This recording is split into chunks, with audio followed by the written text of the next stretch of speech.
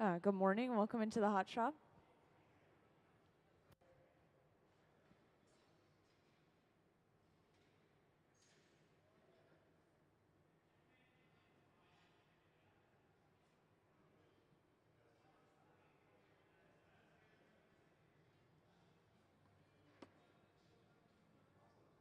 All right, so as you can tell, we do have a pretty exciting day today. We have a visiting artist who is renting the bench and the hot shop team and everything. And his name is John Kiley. And he is the one in the black shirt furthest away from us, kind of facing towards the crowd, just to point him out. Sorry? Yeah, just so you guys could keep track of him. And he did bring a little bit of assistance of his own, but the majority of the people you see here are actually full-time hot shop staff here.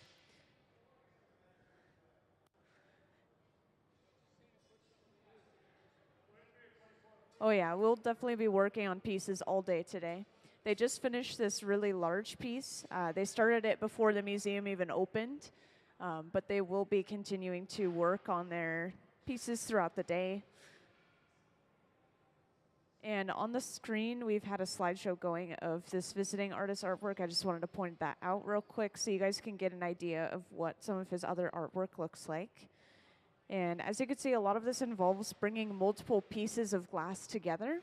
And this technique is called encolmo. So just like this one up here, in order to bring two bubbles of glass together, we usually use a technique called encolmo. And you can combine multiple colors this way, kind of like with this acorn, or you can have different designs coming together.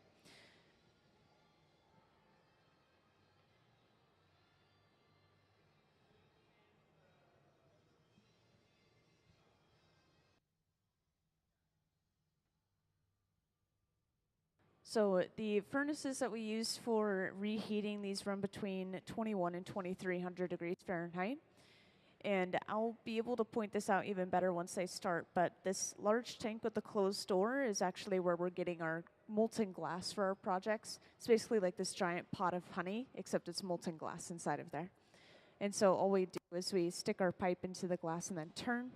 That tank stays at a very steady 2100 degrees Fahrenheit, maybe 2150 to be exact. And I should also point out that our visiting artist, he actually does have a piece on display, if not multiple, in our galleries currently, the Illuminate exhibit.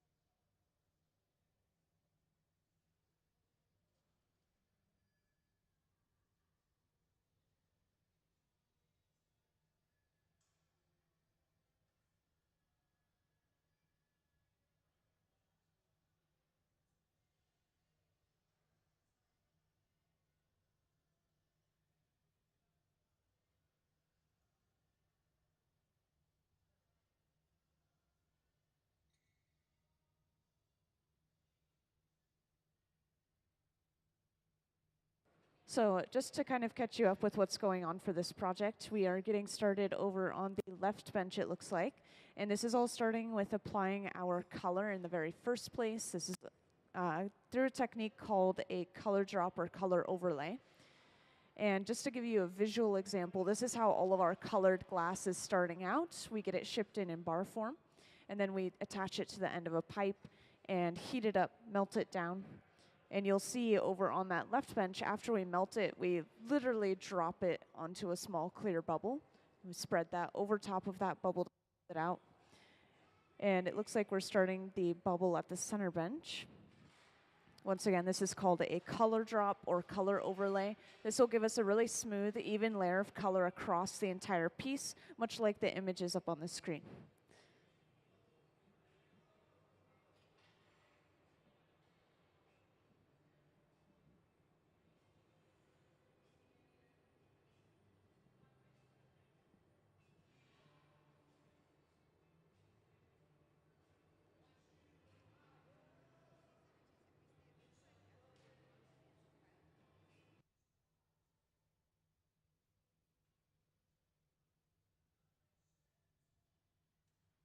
Yes, so after we work in the hot shop, usually glass has to go through a process called cold working. And this is just the grinding and polishing, even cutting of the glass. And so a lot of these really nice clean cut shapes that you see are most likely from that cold working. They had to physically kind of grind and polish the glass to get that shape.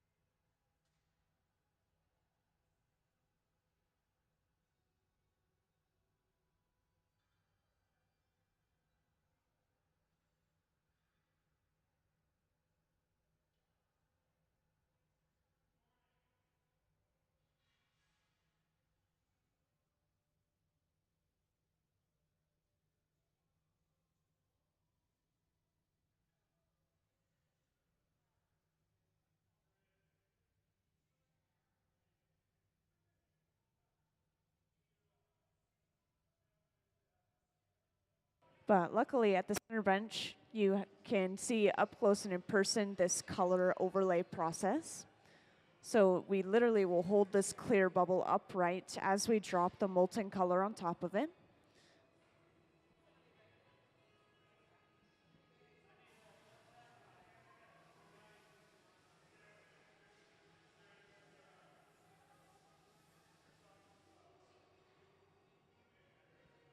And the colors for this piece, if you're curious, I believe I was told it was an aquamarine and then a steel blue. So we're going to have two different kinds of types of blues coming together for this piece.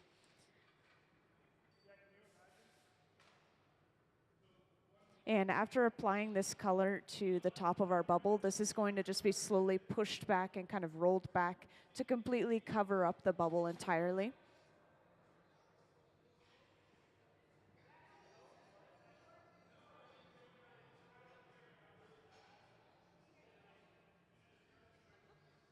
So surprisingly, I've never seen anyone get burned in this hot shop personally.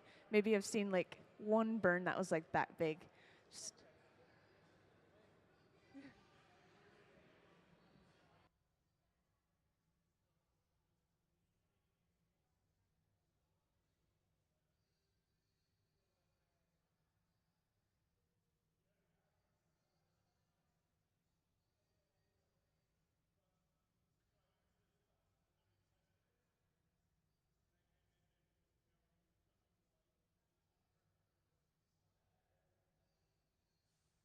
And we have these metal tables throughout the hot shop. These are called marvers. And this is what they're using to push that color back. And if you are wondering, we are working at two benches at the same time. The furnaces themselves are basically the same. We just have both of them on to work at both of those benches at the same time. And we just have a second color overlay happening over there. So one of the benches is going to be that aquamarine, and then one of them is going to be that steel blue.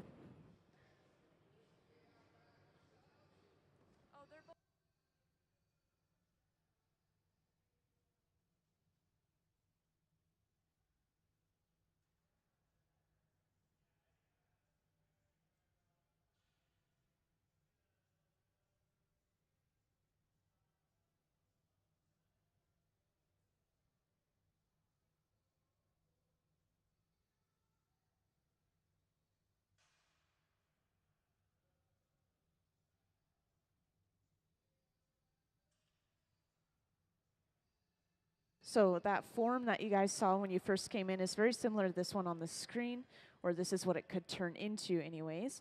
The projects that we're working on today are going to continue to follow along with that theme, I believe, of that kind of tall shape with these two different colored bubbles coming together.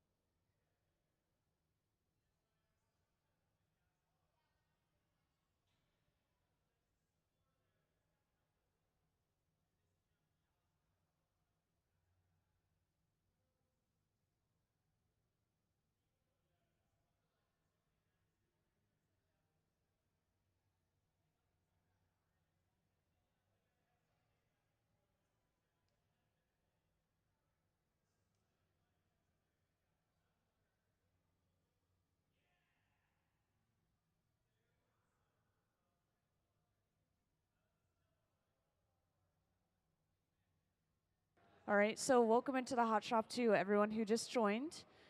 Today is actually a pretty exciting day. We have a visiting artist in the hot shop, so we have a little bit more people on the floor than you might usually see. And our visiting artist today is John Kiley. And I will point him out to you guys. He's the one on the far right of the hot shop currently. And he's brought in a couple of his own assistants, but we also have a few of our Museum of Glass hot shop team members today. And just to talk a little bit about his artwork, you guys have been seeing this slideshow up on the screen. This is all of his previous artwork. And he's making some similar items today. We're making some taller versions of these interconnected pieces, just like this one on the screen now. And you'll notice that they have these very clean-cut edges. This isn't something that we get in the hot shop. This is through a process that's happening after the hot shop called cold working, basically the grinding and polishing of the glass.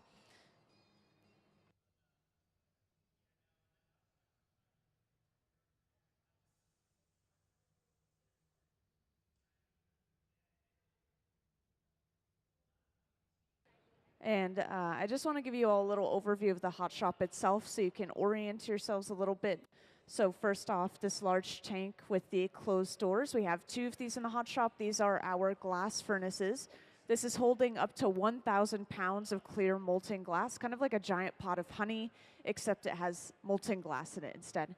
And it stays at a very steady 2,100 degrees Fahrenheit. You can see the texture of that molten glass is just as I described. It's very viscous, it's sticky, a lot like honey. And we are working at two benches at the same time today, actually. So we have multiple furnaces on so that we can work at every bench at the same time if we need to. And just as the images on the screen might suggest, we're creating two different colored bubbles of glass and then bringing them together for this specific project. We actually did finish one of these projects already just before you guys came in earlier. And I notice you all looking at when they're gathering the clear glass. I just want to point out that this is called a strip gather when they let some of that glass drip off. And this is just to give them a partial layer of that clear.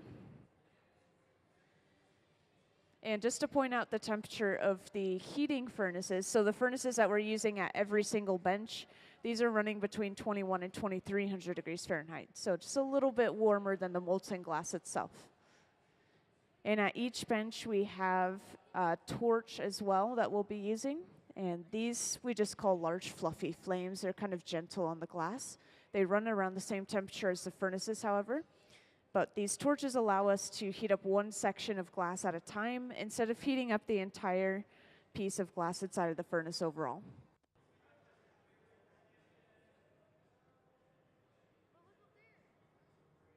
And yes, we do have a view on the screen now as well as some closed captioning. So if it gets a little bit hard to hear me, then I do have that closed captioning for you guys to follow along. And now that I've just gone through a little bit of a general overview, I want to let you all know if anyone has any questions, feel free to just raise your hand and I'll come right over. And it can be questions about our visiting artists. It can be questions about the hot shop and the glass process. Any question is fine.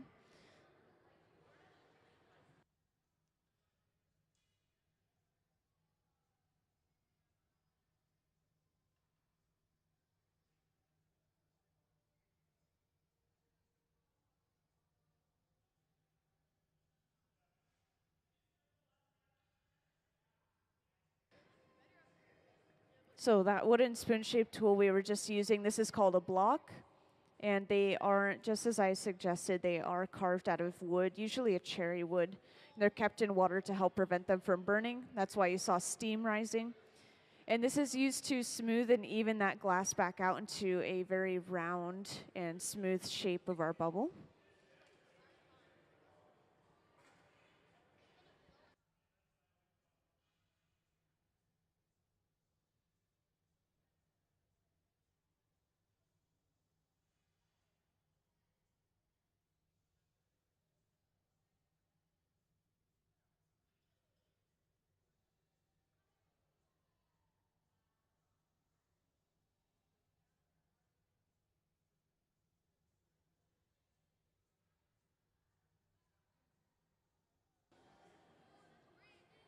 And at the center bench, we're now using this pad to continue to shape our glass.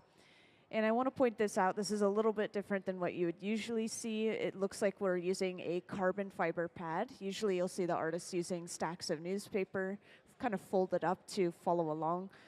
But usually these carbon fiber pads are filled with newspaper themselves.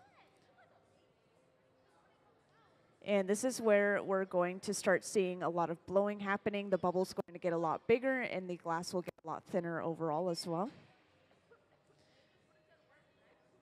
And on the screen, we do have a view of our left bench. It looks like they're just letting this glass rest and cool down a little bit before they gather their next layer of clear.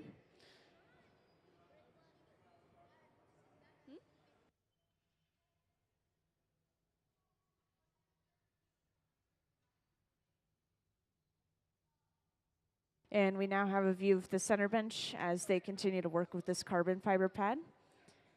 And if anyone's wondering, right now the two pieces of glass are glowing from how hot they are, so they appear as if they might be orange or red. But as the glass cools down, we'll see more and more of the true color of the glass. And the true colors of the glass for this specific piece are going to be an aquamarine and a steel blue, which is maybe a metallic blue. I guess we'll find out. And I know everyone gets excited about the torch, but just as I mentioned earlier, it runs around the same temperature as the furnaces themselves, but it heats up one section of glass at a time instead of the entire piece overall.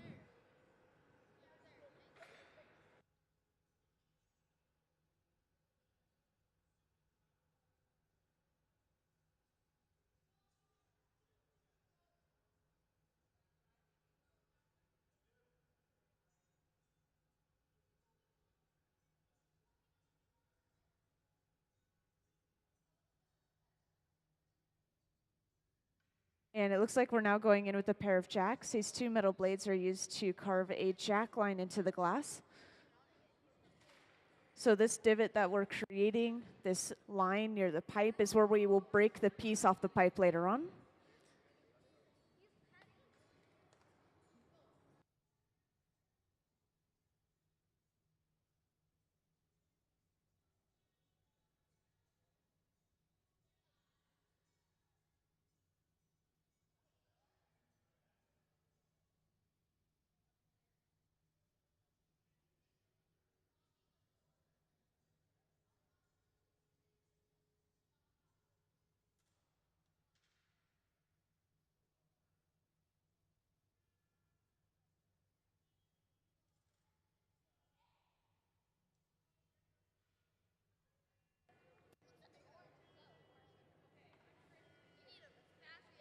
And this nozzle here, this is just blowing some compressed air onto the glass, and we'll use it to cool the glass down more rapidly than if we were to just leave it alone.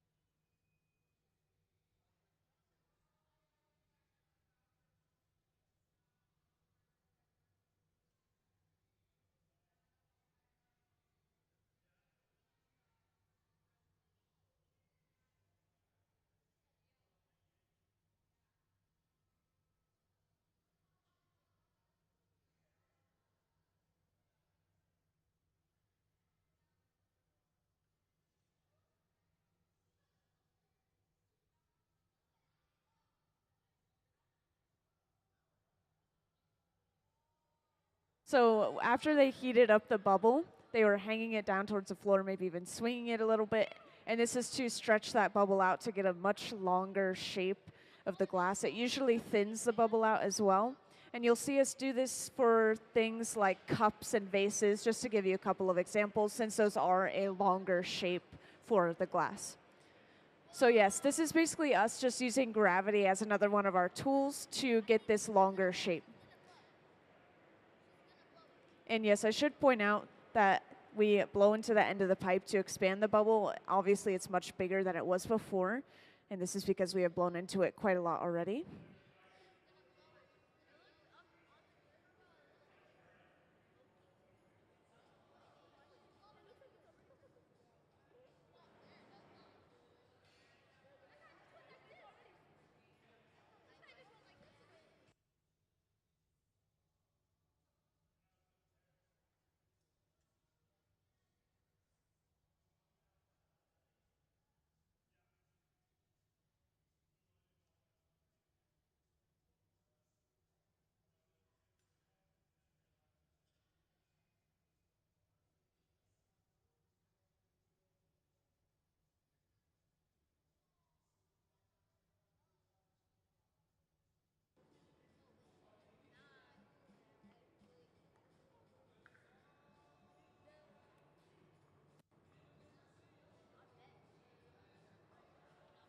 And since we do have a lot of youth in the audience, I just wanted to share something real quick.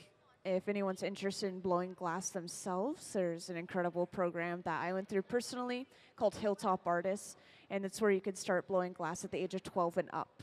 And that is in the Tacoma Public Schools. So there's after school clubs, there's summer programs, there's so many different opportunities for you guys, and it's all free. And so if anyone's interested, I highly recommend bringing it up to your parents. They can look up the program, find some opportunities for you guys. And just as a little extra incentive, I guess, this hot shop here is incredible. It's huge. And Hilltop Artists actually is able to come down onto this hot shop floor one time a month on every third Thursday in the evening. Some of you may have heard of Third Thursday already. There's free admission from 5 to 8 p.m. So they're able to come in and blow glass in this hot shop.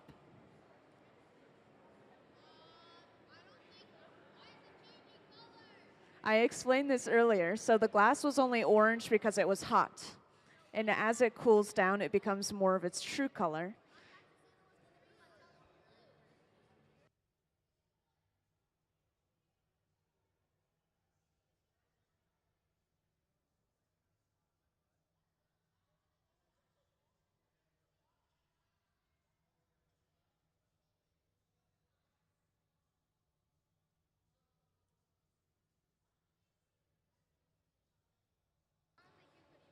And I do want to point out that you could see up in the background on the screen that they're working on the second bubble over on our left bench as well. So we are working on both sides of this project at the same time. And once again, I just want to reiterate, over on that left bench, the bubble appears to be orange, and this is just because of how hot the glass is. As it cools down, it becomes more of a blue color. And at the center bench, this is cooling down more and more over time. You can see it's becoming a little bit more of a blue-green. Yes, we have to keep the glass in and out of the furnace very frequently. We have to do it very often just to make sure that the glass doesn't drop below 1,000 degrees Fahrenheit. If the glass drops below that temperature, the glass will break.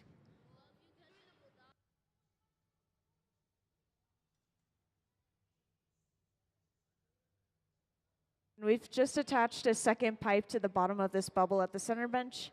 The second pipe that we attached to the piece is called the punty. It's basically just to get access to the other side of the piece. So in this case, we've attached it to the bottom of our bubble. And then we'll go ahead and break the bubble away from its original pipe.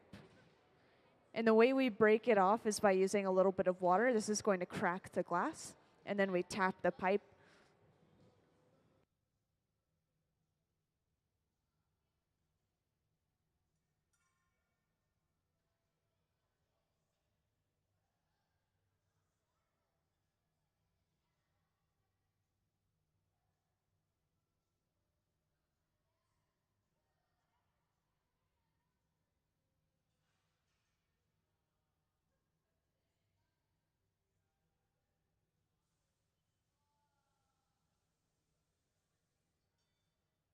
Yeah, so once again, we've broken this piece off from its original pipe, and we now just have to start working on the other side of the bubble.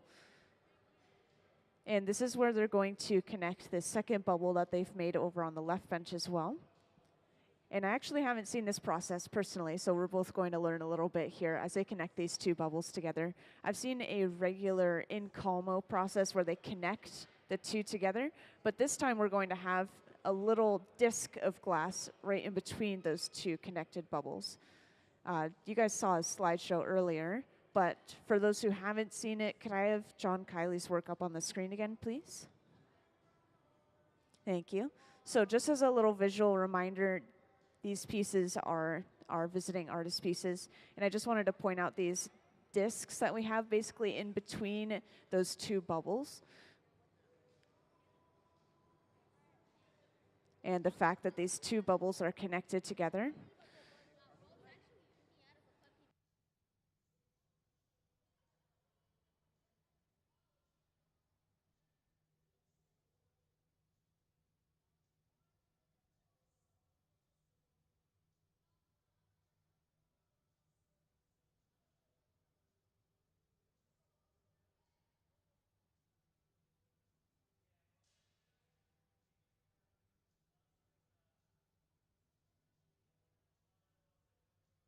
And up on the screen, you can see the same process we were going through earlier of stretching this glass out, basically hanging it down and even swinging it. When we swing or completely spin the pipe, this is causing something called centrifugal force. It's the outward pulling force from spinning. And so just to stretch this glass out, they are continuing to use that centrifugal force as well as just gravity to pull the glass towards the floor.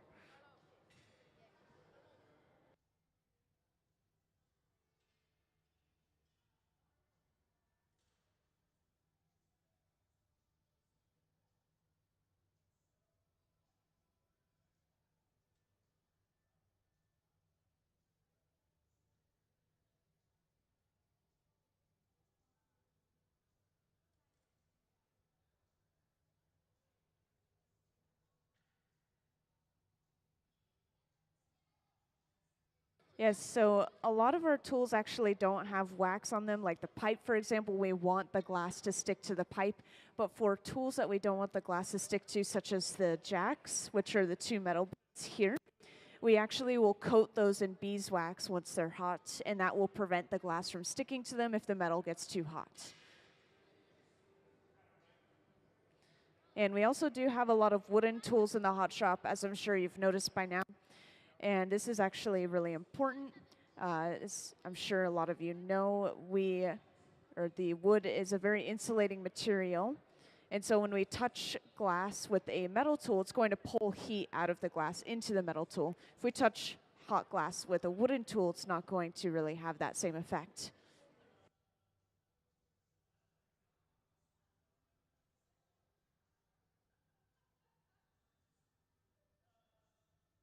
So there are many different ways to work with glass. To be able to work with molten glass, you obviously have to melt the glass, but there are other various art projects you can do with cold glass, such as, I can't remember what this is called. It's like a collage of glass, mosaic.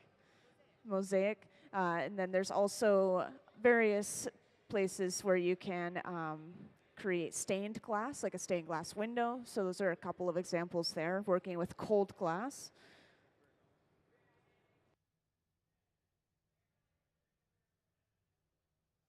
So funny that you bring that up. We actually just had something called Goblet Week, where we created different goblets every single day with different visiting artists. And I've been told many times that goblets are the hardest things to create with glass because they're very technically difficult to put together.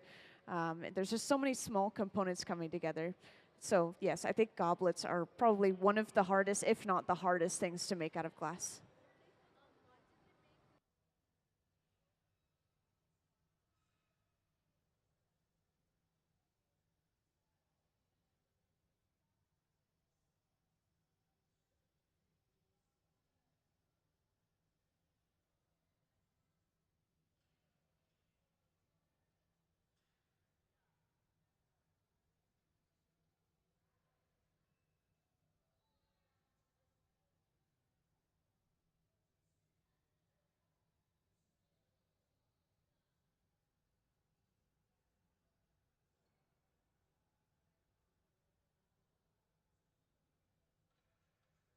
And I want to point out that we are using this torch to now heat up the back end of the piece. You might be wondering why we're heating this section of the glass since we're not really working with the glass there. This is because this is the farthest away thing from the heat when it's going into the furnace, and then it's also the first thing coming out of the furnace when they pull out. And so this is the coldest part of the glass. We have to make sure everything stays at around 1,000 degrees Fahrenheit or warmer.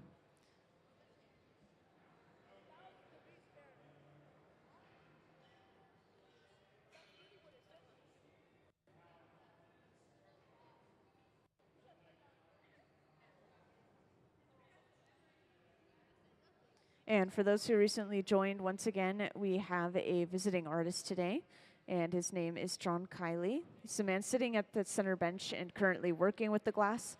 We're working on some really large pieces today. He's getting some help from our Museum of Glass Hot Shop team, as well as some of his own assistants that he's brought in today. And could I actually have some of John's work up on the screen, please? Thank you. So up on the screen, you'll see a short slideshow of this visiting artist artwork. And I wanted to point out these longer shaped pieces. As soon as I see them, I'll point them out. But that is what we're working on today. It's basically these very similar pieces that you see on the screen, except we will have a very tall and long shape of the bubble, just like this one on the screen now. And we've already finished one of these today. And the process that we're going through in the hot shop is creating these bubbles and putting the two bubbles together. But after that, we actually have to go through a process called cold working, which is the grinding and polishing of the glass to get those really nice sharp edges that you guys have seen.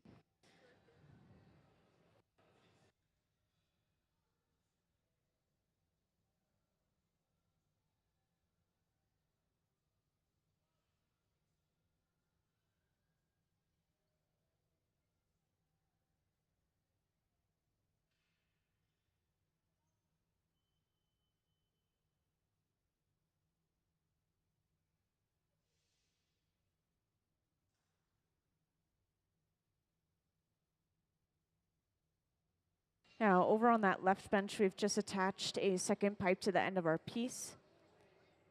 And this is actually a hollow connection this time. So this is a hollow pipe attached over an opening at the bottom of the bubble. And when we break this piece away from its original pipe, this is going to allow us to continue to blow into this piece, even though we've already removed it from its original blowpipe. So this is something you won't see as often in the hot shop, but it's important since we are bringing two different bubbles together.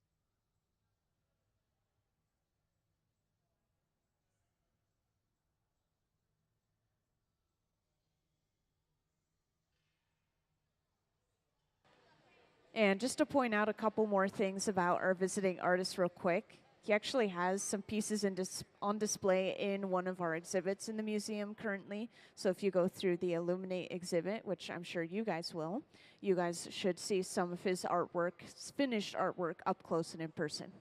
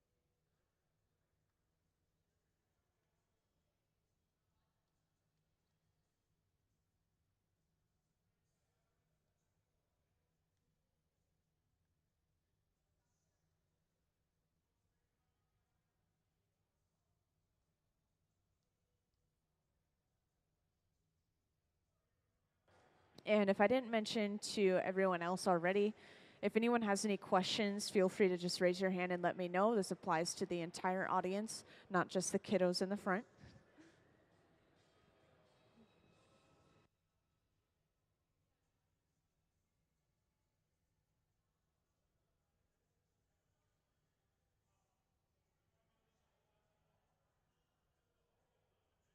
So the bubble that we have at the center bench is a sort of blue-green color, I believe, maybe closer to the green spectrum. And then over on the left bench, we have a steel blue. And so this is a sort of a gray blue, maybe.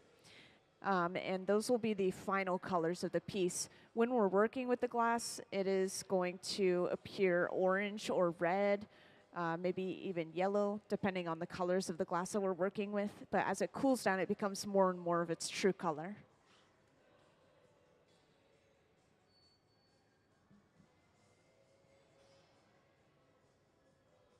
And over on the right of the hot shop, we're using a pipe cooler. This is just a trough of water that we set the pipe into, and it cools it down very rapidly, allowing us to handle the pipe closer to the glass again.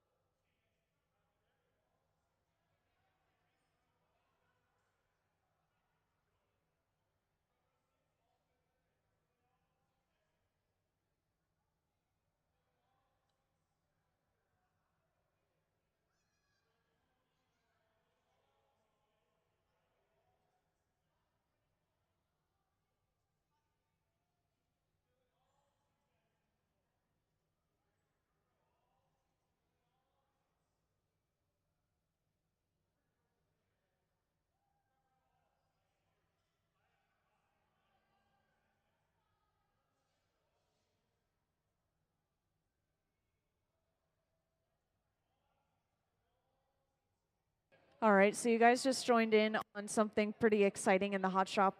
We've just heated up the two bubbles that we created earlier of two separate colors of glass, and we've brought them together.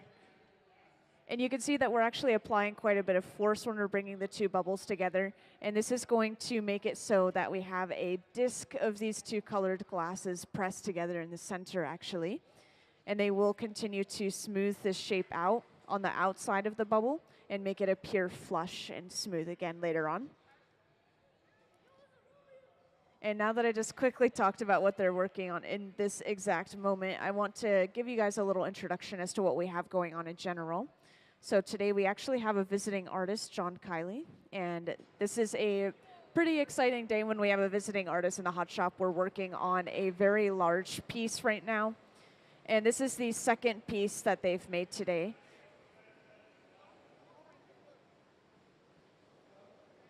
And they do have these two bubbles together.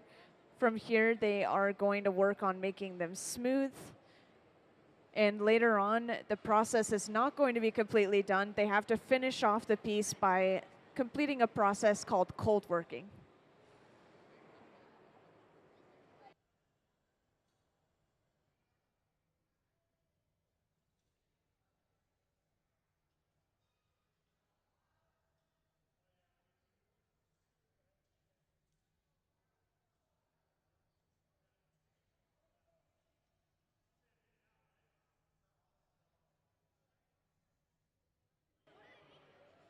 So right now they're working on this large piece that you see at the center bench. It's really hard to describe what the final product is going to look like.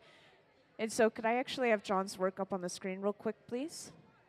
Thank you. So up on the screen, we have a slideshow going, and I will point out when I see an object that's similar to this one, and that will be a very similar final product as to what we're working on right now. So these bubbles that you're seeing on the screen that are interconnected like this This is a similar project as to what we're working with right now.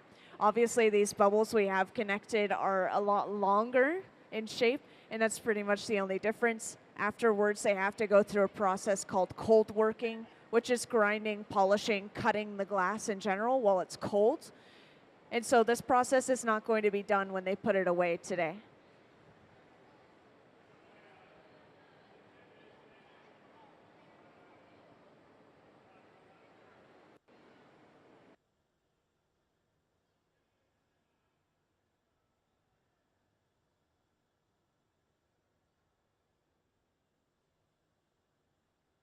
And I know these torches are really loud, and so this is why I have closed captioning on the screen. So you guys can all follow along as I am talking about what they're doing.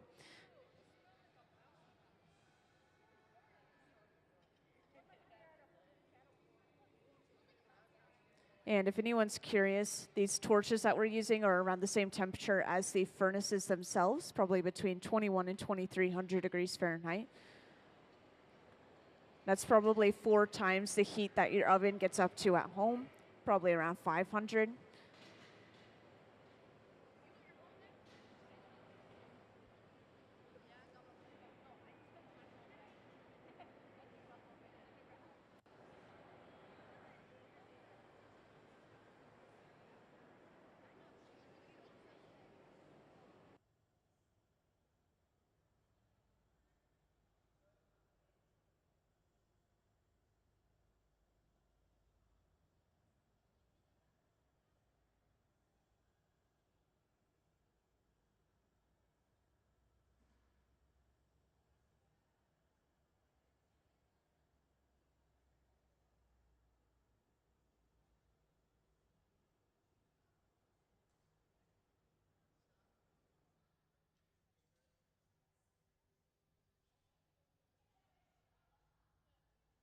So when we're working with the glass, we constantly have to keep it moving, always turning and turning and turning the pipe, just so that the glass doesn't fall off center. If we were to stop turning, the glass is still moving very slowly, so it would actually start to slump down towards the floor. Gravity would pull it down. And so that's why we're always turning the pipe so much. And in this case, we're using this carbon fiber pad here. And this is actually stuffed with some newspaper. They're using it on the side of the piece to smooth the glass out. We want a really nice round kind of egg shape. It's kind of hard to describe this exact shape that we're going for.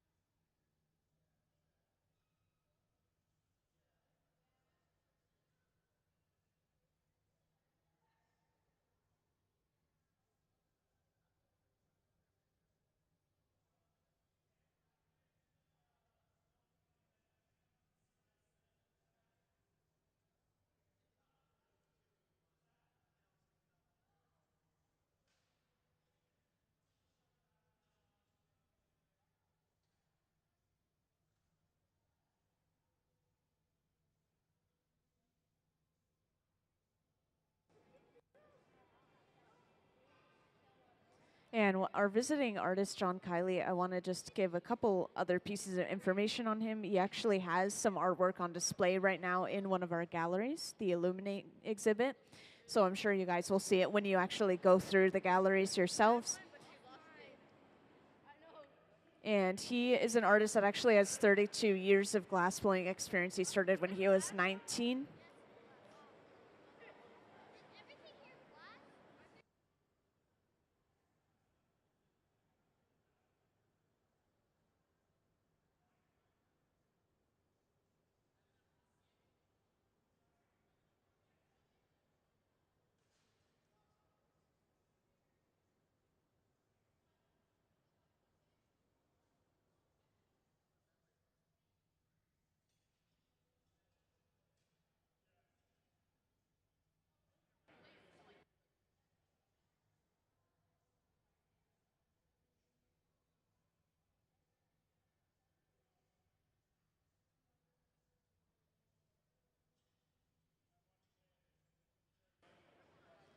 And it looks like they are getting close to breaking this piece off and putting it away. Once again, this is not exactly the final product. They have to go through that process of cold working afterwards where they grind it, polish it, cut it, any shape that they want to do afterwards.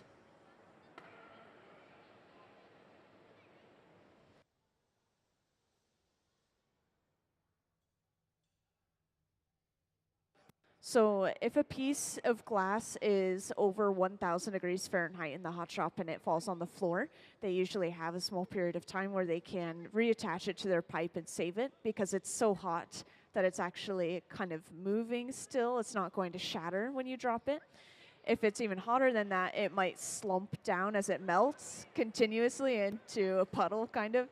And if it's 1,000 degrees Fahrenheit or lower, it will just drop and break like normal glass. So there's a few different things that can happen. And right now they are purposefully breaking it off the pipe by applying some water and then tapping the pipe. And they're going to torch the bottom to get rid of leftover sharp ends that remain. And this is very quickly brought over to the annealer, the large black box over on the right wall. And this is a good time to give them a round of applause for their effort. They've just finished the second piece of the day.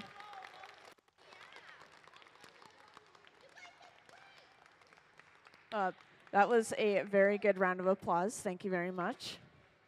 So once again, that was our second piece of the day. It's going in this box at around 950 degrees Fahrenheit. The box is at that temperature too. Then with the press of a button, everything inside of it slowly cools down, at least overnight. So we won't see that piece until tomorrow once it's cooled down quite a bit. I assume this is going to be a longer process. The glass is quite big. It's a little bit thicker than usual.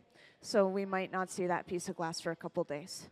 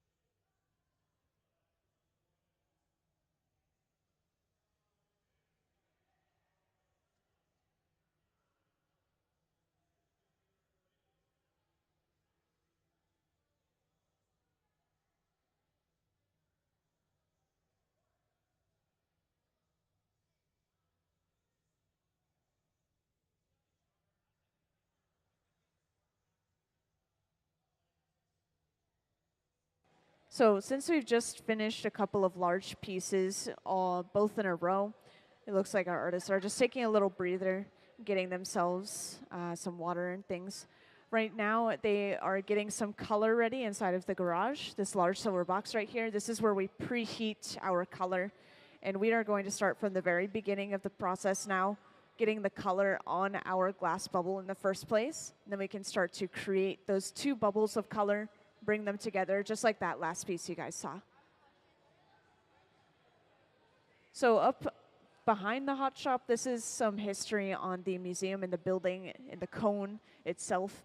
And so you guys are allowed to go up there and check it out, get a different view of the hot shop if your instructors allow you to.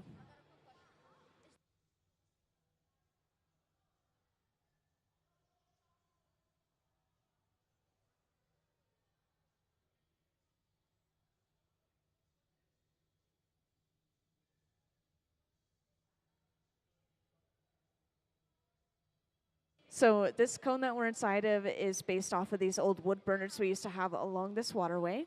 So the shape of the burners was exactly like this cone that we're inside of right now. The cone that we're inside of is actually tilted on its side to give us a little bit more floor space, however. And other than that, the building has a fan at the top to pull hot air out, which I assume is what you're asking about. And so it does have a couple of functional aspects in those regards, but other than that, it is just kind of flashy and big and beautiful and very architectural.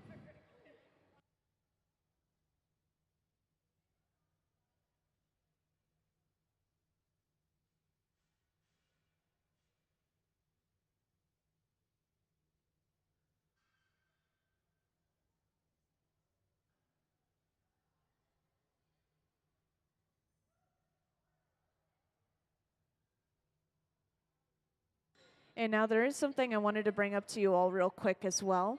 So there is a local program out here called Hilltop Artists. And so kids 12 and up can blow glass in that program. And this is in the back of a local middle school and a local high school here. So if anyone's interested in blowing glass themselves, you should look into the Hilltop Artist program. And yeah, once again, you just have to be 12 and older. And there's after school clubs, there's summer programs, there's just so many different opportunities for you guys, and it's all free. So you don't have to worry about cost either.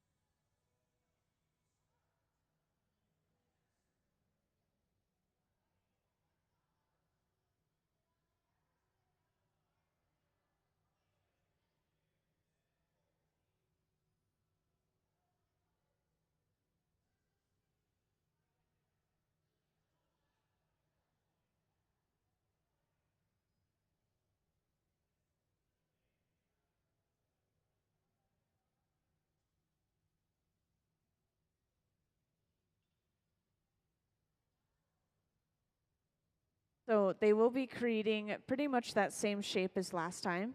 We will just be using a different variety of colors all day for all of these pieces. And so once again, we've gotten started over on the left bench. We have a good view of it up on our screen. And this color process is called a color drop or color overlay. So on the ends of their pipes, they have pieces of something called color bar, which actually starts out like this. Just to hold up a little example. So this is just solid colored glass through and through. Comes in many different colors, of course.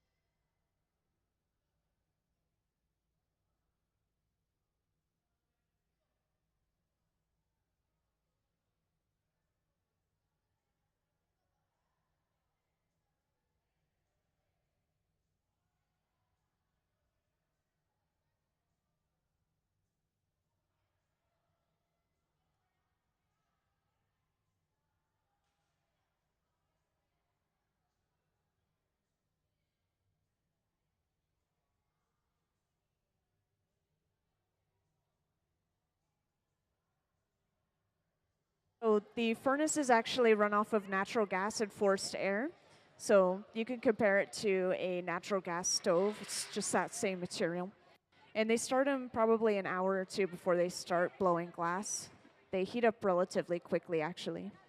And these torches that we use, they actually run off of propane and oxygen, so it is a little bit different.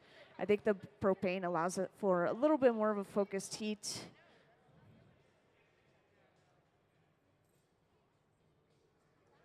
And at the center bench, you'll get to see the color drop or color overlay process up front and in person. So the different colors in glass actually come from different metals and minerals mixed into the glass itself. So just to give an example, I'm sure some people have heard of cobalt blue glass. So literally mixing cobalt into glass to get that rich blue color.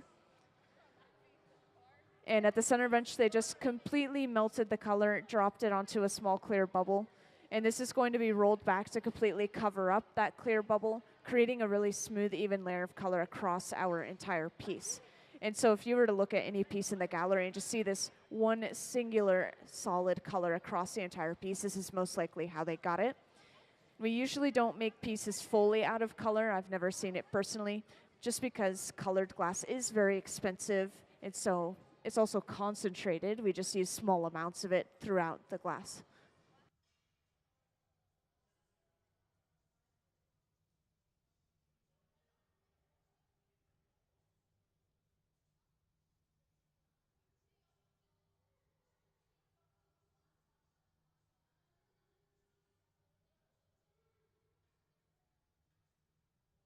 So whenever we break a piece off of the pipes, like you saw earlier, there is some leftover glass attached to the pipes. At that point, the glass is still at around 1,000 degrees Fahrenheit. And so we just dunk it into a bucket of water, and that will crack the glass, and it slowly starts to pop off of the pipe, and it kind of just cleans itself. We just set it aside as it continuously pops off.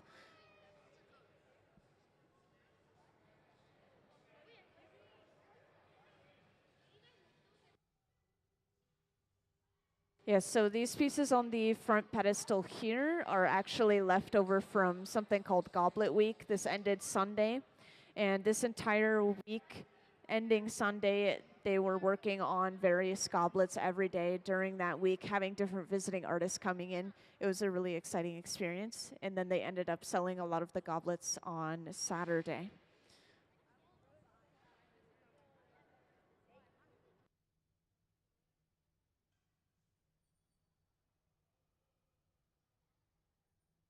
And as you saw, whenever they apply the color to the bubble, to push it back, they use this metal table. And we do have these throughout the hot shops. You'll notice we have small ones, and then our largest one at the center bench here. And this is called the Marver, this metal table. And once they have the color on the bubble, they have to let it cool down, just like we're seeing up on the screen. They're seemingly just kind of sitting here, but they're actually letting this glass cool down until they're ready to gather their next layer of clear.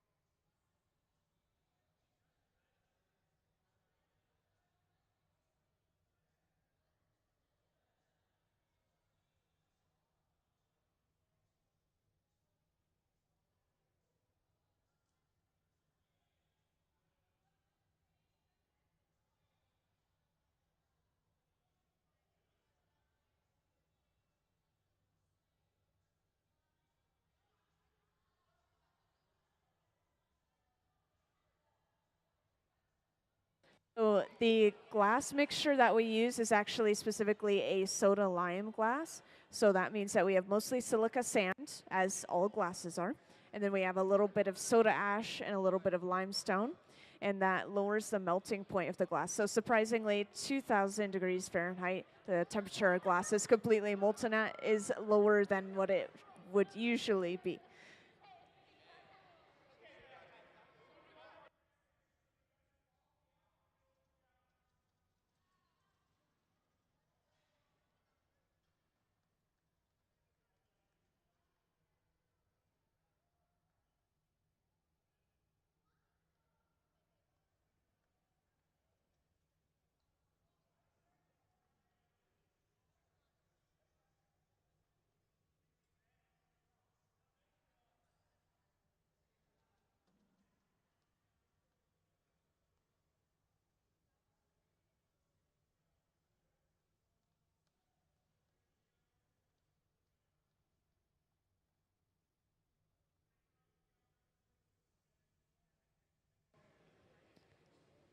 All right, so just in case we have any newcomers, I want to reintroduce real quick again that today we actually have a visiting artist, John Kiley.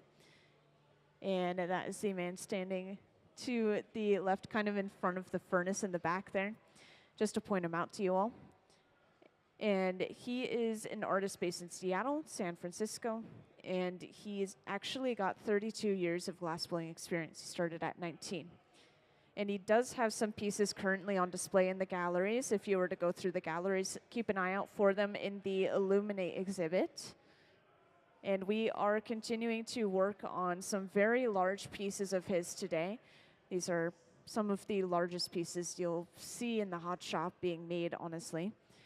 And this is creating two different bubbles of colored glass. And then we bring these two bubbles together and create one large form. And as soon as I can, I'll pull up a slideshow and show off some of his artwork to you. And you can see some examples of his artwork that might be similar to what we're working on today.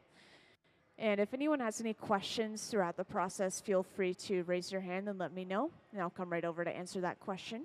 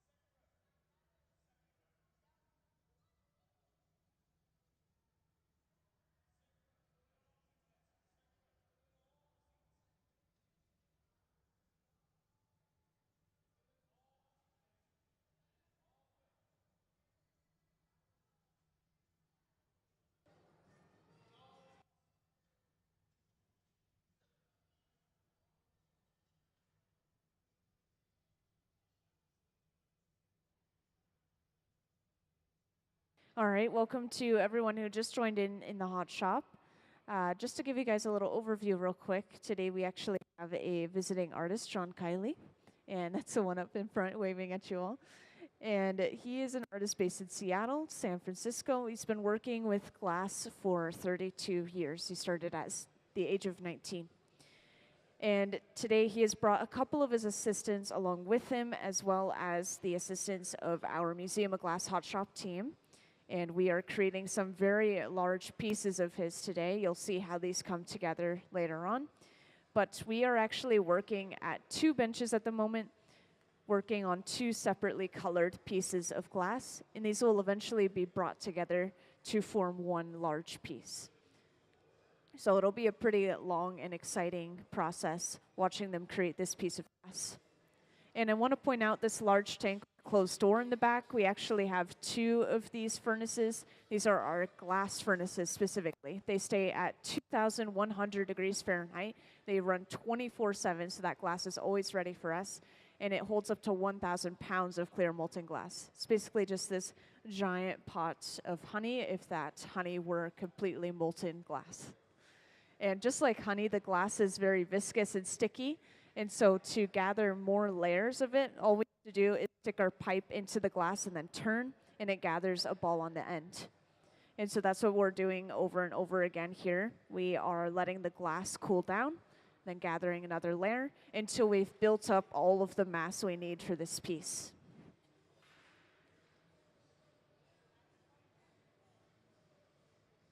And if anyone has any questions throughout the process, feel free to just raise your hand and let me know. I'll come right over to answer your question. Could be questions about or for the visiting artist. Could be questions about the glass process. Anything is fine.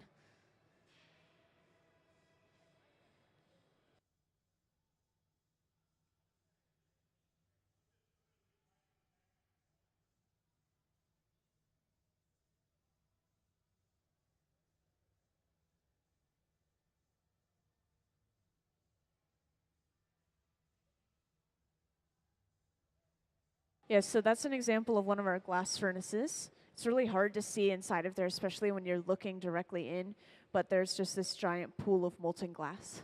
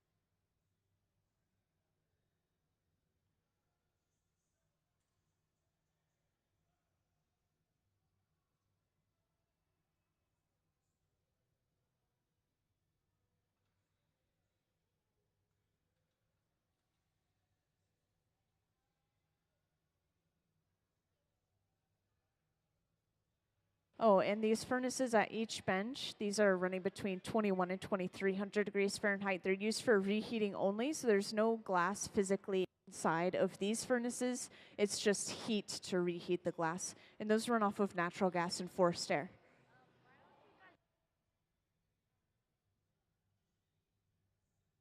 So I actually get questions a lot about personal protective equipment in the hot shop. And the bottom line here is that these guys have worked with glass for a really long time. They don't really have to worry about getting burned. And oftentimes, even when you are just starting, as long as you're not touching the glass itself or the hot end of any tools, you're completely fine. You don't have to worry about burning yourself as long as you just follow those two rules.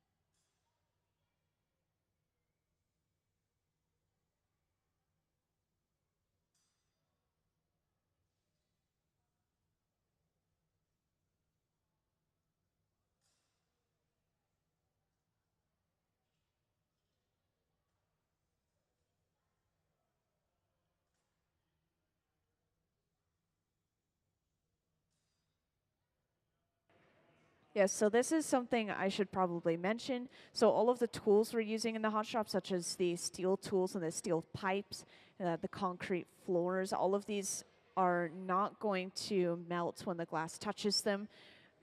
This is just because they have a higher melting point than the glass itself. And so we're able to use these steel pipes, and it's not going to change the shape of the pipe or anything. And I should probably point out that we're actually using a wooden tool right now as well. This is called a block. And this wooden spoon-shaped tool is going to smooth and even out this fresh layer of glass that we have on the outside of our bubble. And we'll use these frequently after gathering fresh layers of clear, or if we have any imperfections on the surface of the glass, of course. And if you didn't notice by now, we are creating two separate bubbles at the same time, one at the left bench, one at the center bench. And these are two separate colors.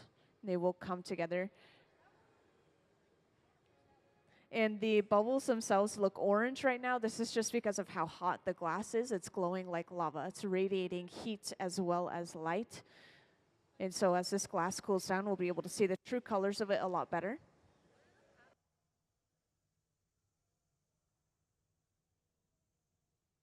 So sometimes when we're working with large amounts of glass especially, we will use wooden paddles to shield the artist's hands and arms from the heat of the glass. And so we might see that happening over on the left bench. They're not using them right now, but that's oftentimes what we use those wooden paddles for.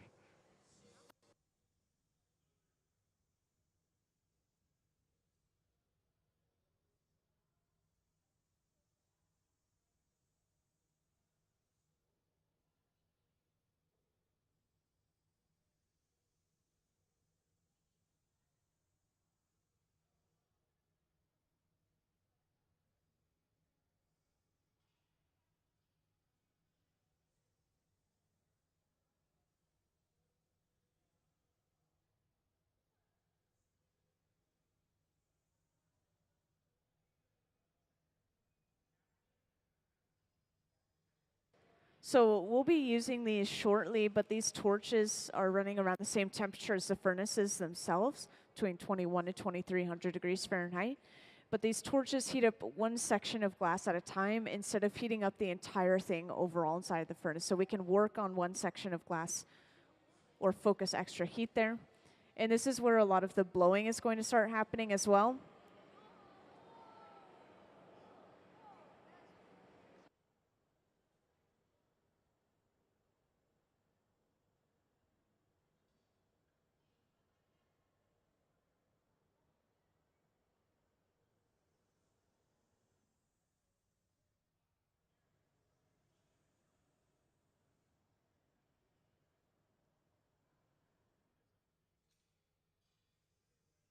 And if anyone was wondering why we keep these lit even when we're not using them, it's just so that we can suddenly grab them if we need to. So mostly for convenience, we just keep them lit. We can grab them whenever we want, really.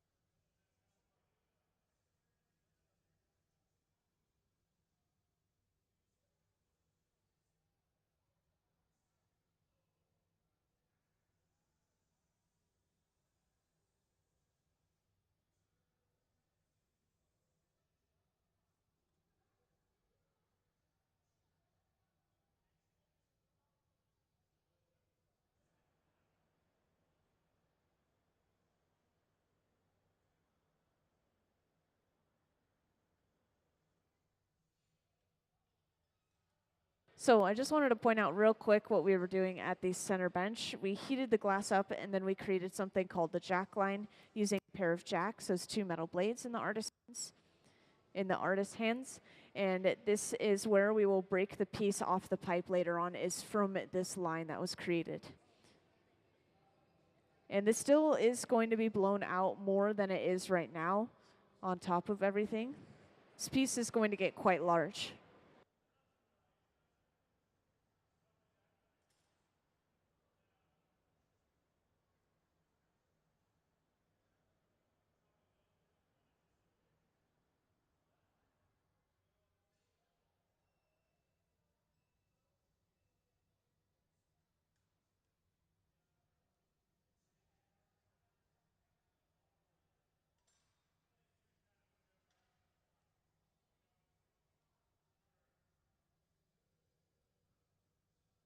And this nozzle is just blowing some compressed air onto the glass. This is like blowing on a hot piece of food. It'll cool it down just a little bit faster than if you were to leave it alone.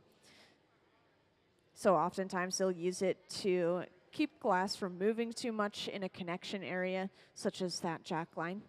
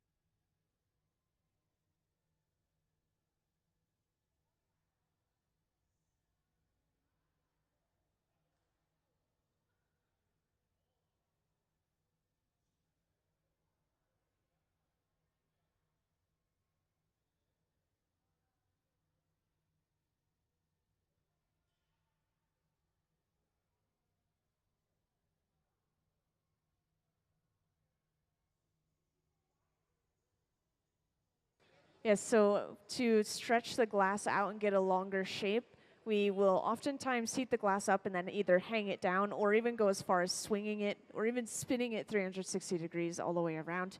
Since this is a large bubble, they were just swinging it back and forth, just stretching this glass out, getting a longer shape, as you can see. And we will be continuing to blow this out. I believe they will stretch it out just a little bit more as well.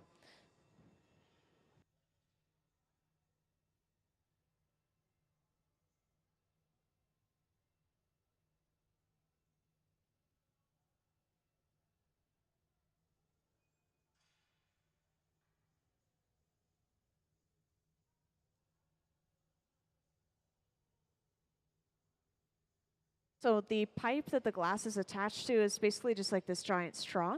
So you can push air in by blowing. You can also pull air out by sucking out, or you can actually even press on the glass and that should push air out as well. So sometimes you'll see that being done purposefully. In this case, we are just going to be blowing into the pipe to expand the glass like a balloon.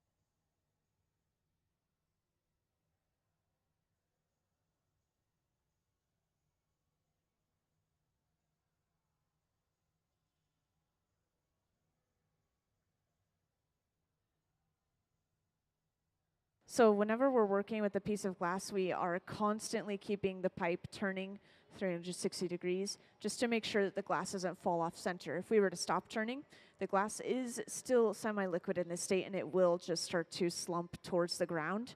And that's something that I've seen a lot of beginning glass blowers do. They're not in that rhythm yet. They don't have that muscle memory, and so they will stop turning. But you always have to keep the glass moving. And actually, it looks like I am able to show off the slideshow of our artist's artwork if you guys want to see that. So could I have John's artwork up on the screen, please? And so for anyone who hasn't seen it yet, this is the artwork that is pretty similar to what we're working on right now.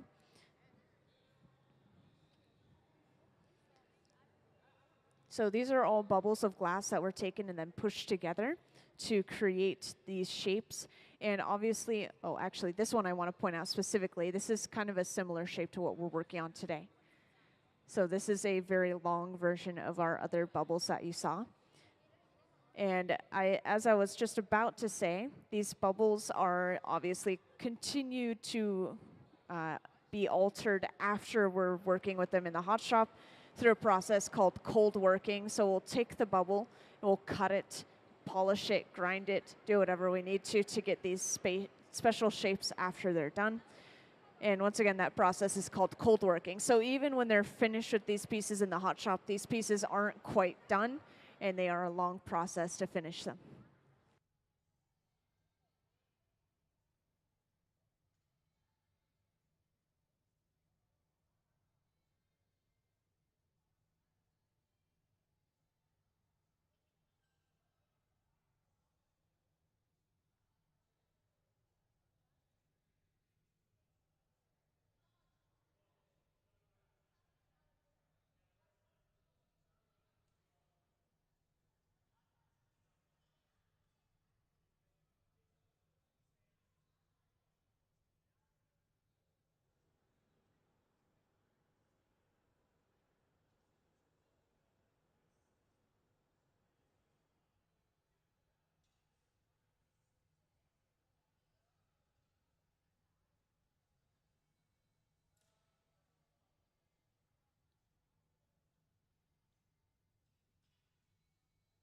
So the building that we're inside of is actually based off of these wood burners that we used to have along this waterway here. And so the building itself is just kind of paying tribute to what this area used to be used for, and it is more decorative than it is functional. It does have functional things built into it, such as a fan at the top to pull the hot air out. And we have some ventilation pushing cold air in, which is why you guys feel a little bit chilly over here compared to us in the hot shop. And at the center bench, we've just attached a second pipe to the bottom of this bubble. And this is really important. This is going to allow us to break the bubble away from its original pipe so that we have access to the other side of the piece. And the second pipe that we attach to a piece is called the punty. Once again, the purpose of the punty is basically just to flip the orientation of the piece. And so to break this off, they'll usually apply a little bit of water to the jack line, which you remember is this divot, and then tap the pipe, and that breaks this piece cleanly off. And so now from here, we have access to the other side of our bubble, as well as an opening into the bubble. So we can go in and start to open this up a little bit more. And over on the left bench, I want to point out, this is really cool. Ben is actually heating up a small drill bit using a small torch, and he's pushing this drill bit into the bottom of the bubble. And this is going to open up a hole into the end of the bubble. You can see that bit has just pushed through the glass. It's a little bit hard to see in the distance, but we can see what's going on. And this hole is important because we're actually going to be attaching a second hollow pipe to the end of that bubble, just over the opening that they created. And once again, I was just talking about the left bench, just so no one's confused.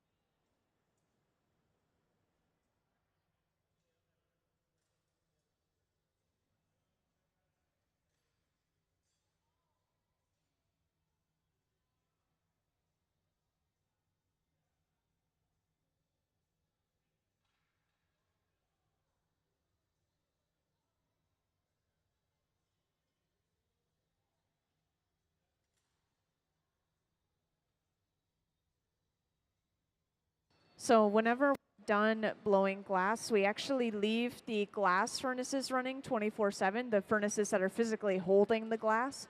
And then all of the other furnaces and equipment, usually we will shut off and let everything cool down.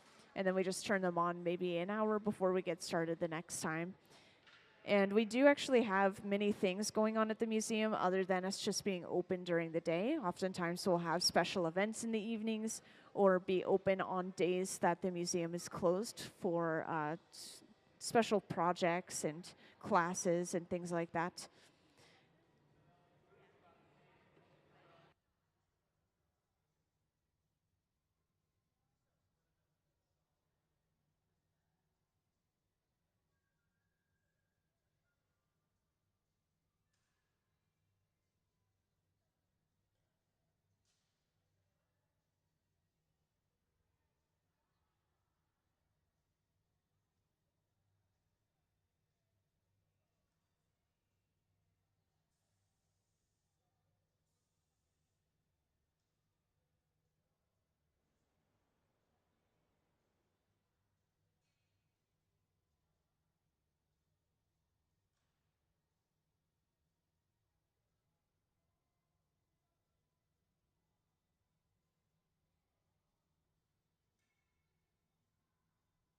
Yeah, so in the background over on the left bench, you just saw them attach a second pipe to the bottom of the piece. And just as I mentioned earlier, this is a hollow pipe. So now that they've broken this bubble away from its original pipe, we actually will still be able to blow air into this piece if we wanted to through that small opening that was drilled in earlier.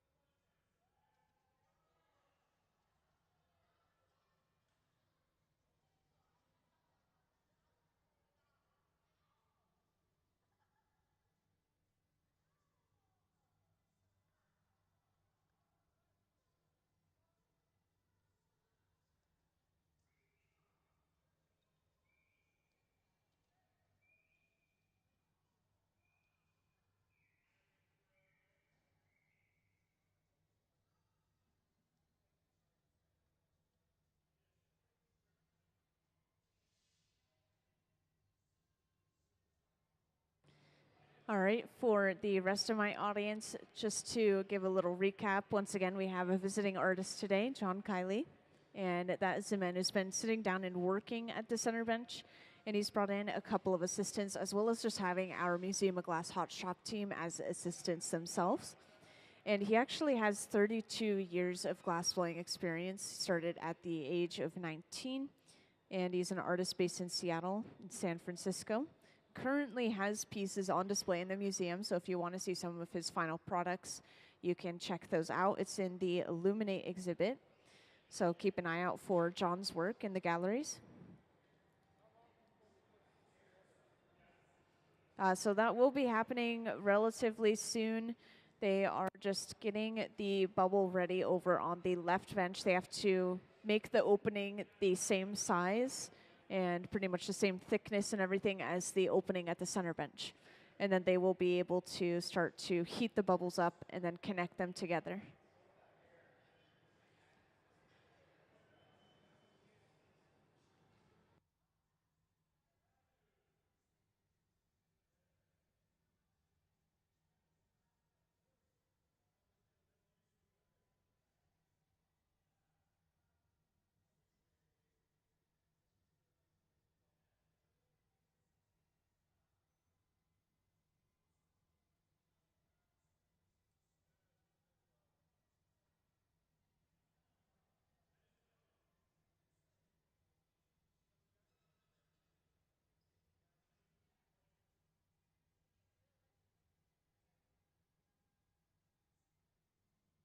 So they're estimating that the singular piece of glass at the center bench might weigh around 15 pounds.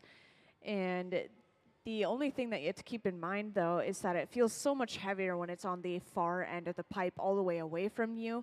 The leverage of the glass that it has against you makes it feel about 5 times heavier than it actually is, I've been told.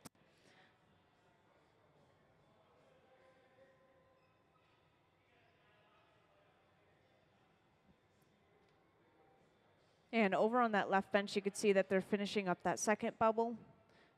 They just need to keep this opening the same size. They are just flattening the faces of them a little bit because they actually will be pressing the faces of these bubbles together pretty hard to get a disc of glass in the center of the piece. So just like that slideshow you saw, actually, did you guys see the slideshow? Some of you? Right. Actually, I will play that slideshow after they finish this piece, just so I don't miss any special moments. But yeah, they will be actually pressing the faces of these together, and that will create a disc of glass in the center of the piece.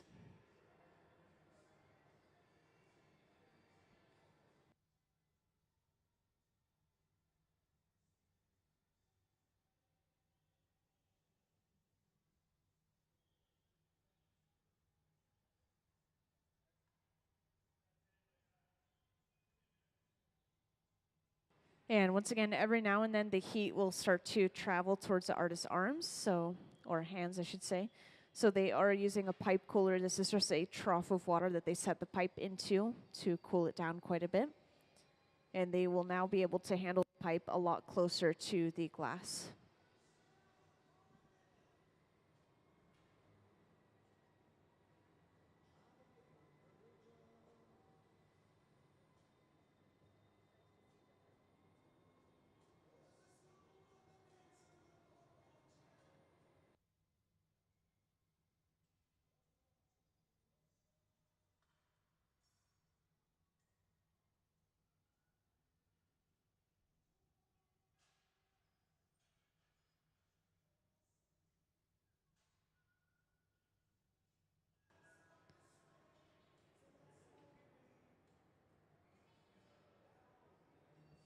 And now they are ready to start heating up the fronts of both of these bubbles right around the openings.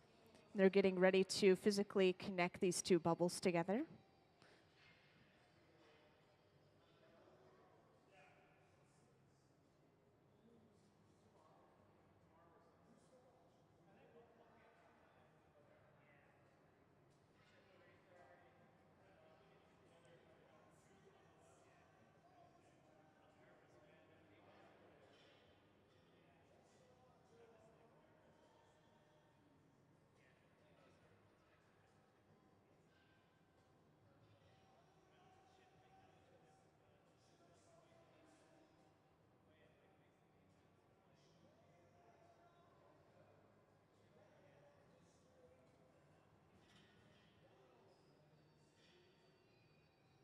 And to connect these together, they will be connecting these at the center benches. They'll simply line up the openings of these two pieces and then press the two faces together.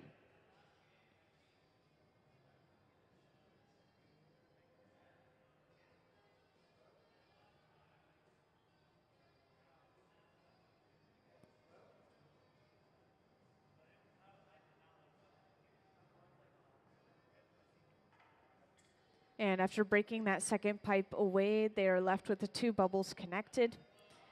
And their next steps are going to be just making sure that the outside of this entire piece is smooth and has a finished look to it before getting ready to put this piece away. And now could I actually have John Kiley's work up on the screen, please?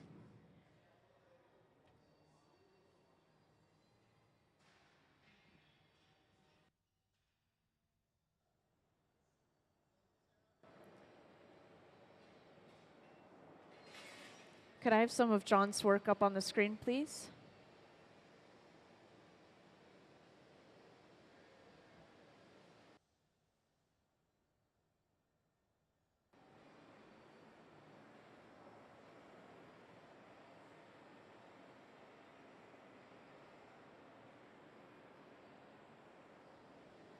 Could I please have some of John's work up on the screen? Thank you. So for anyone that's recently joined, just to point out on the screen, we have a slideshow going of some of our visiting artist artwork. So now you guys can have a good idea of how these final pieces turn out and these discs of colored glass that I was mentioning earlier in the center of these two pieces of bubbles.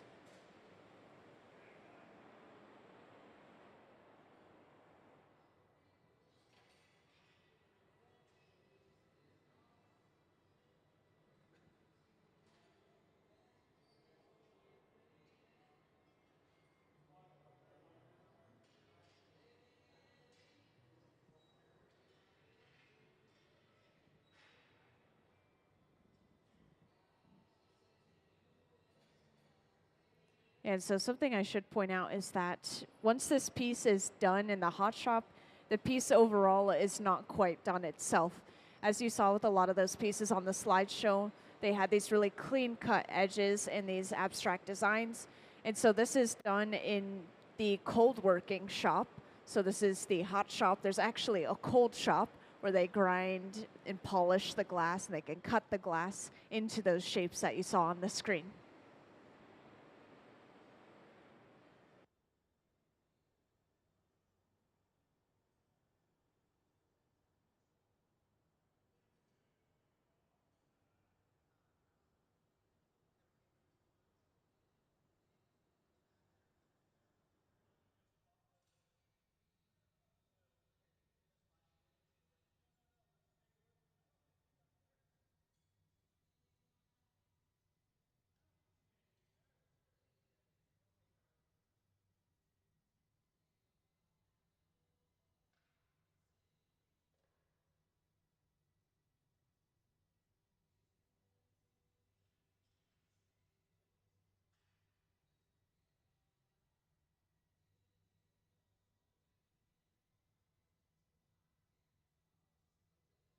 And once again, to smooth the outside of this bubble, they're just going in with a carbon fiber pad. This is most likely stuffed with newspaper.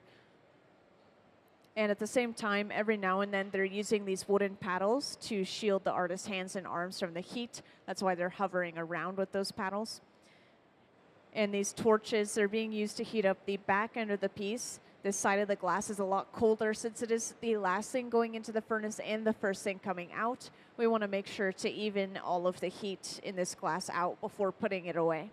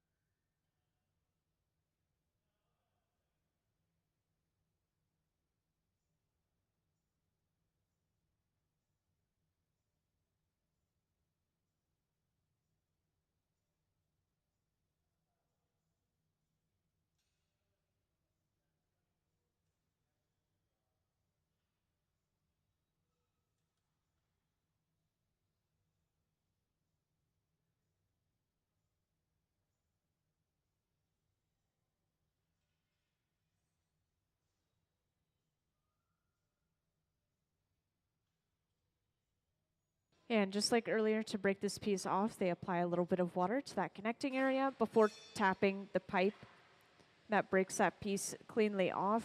They go ahead and torch the leftover sharp ends that remain before putting this piece inside of the annealer, the large black box over on the right wall. This will slowly cool this piece of glass down at least overnight so it doesn't break from thermal shock. So we won't see that piece until at least tomorrow.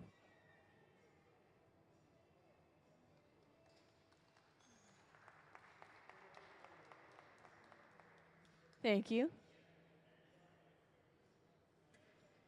Now we will get started on our next project right away, most likely, starting with applying our color. These pieces of glass are quite large, so I wouldn't be surprised if they took just a little break to get some water. And does anyone have any questions so far?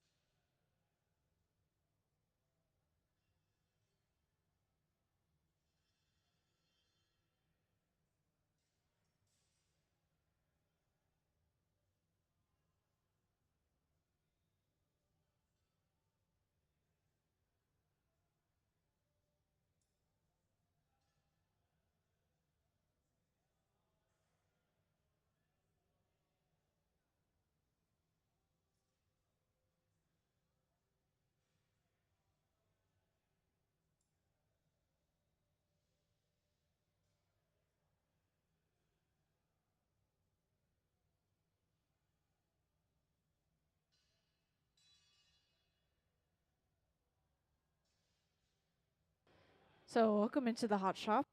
Right now we are getting started on our very next project already. And this is all starting with applying our color to the glass in the first place. So right now we're heating up these little sections of something called color bar. This is basically just solid colored glass. And after heating these up, this is going to be dropped onto a small clear bubble.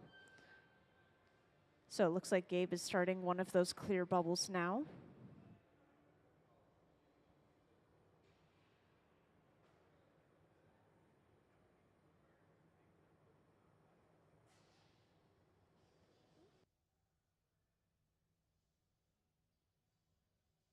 So I think you're pointing to the pipes next to the furnace, I believe.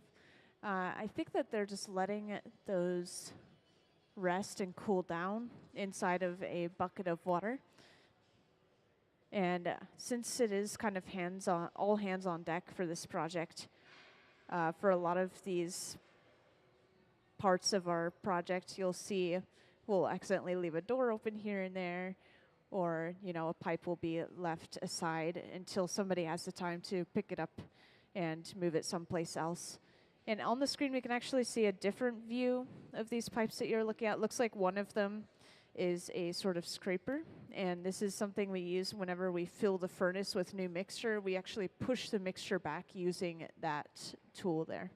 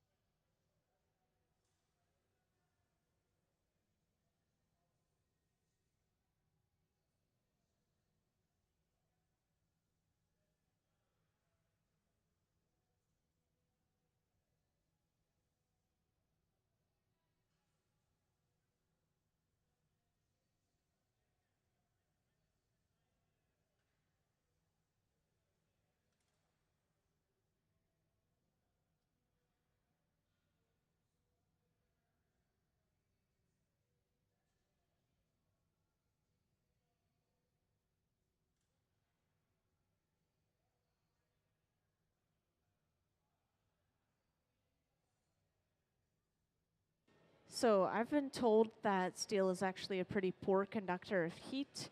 And so the heat will only travel so far down the pipe before it just kind of stops. And every now and then, especially when we're working with large amounts of glass like today, the pipes will get pretty hot just from there being such a large amount of molten material on the end. And so you'll see us use a pipe cooler to cool them off briefly. But yeah, that's pretty much all there is to it. We usually don't have to worry about it very much.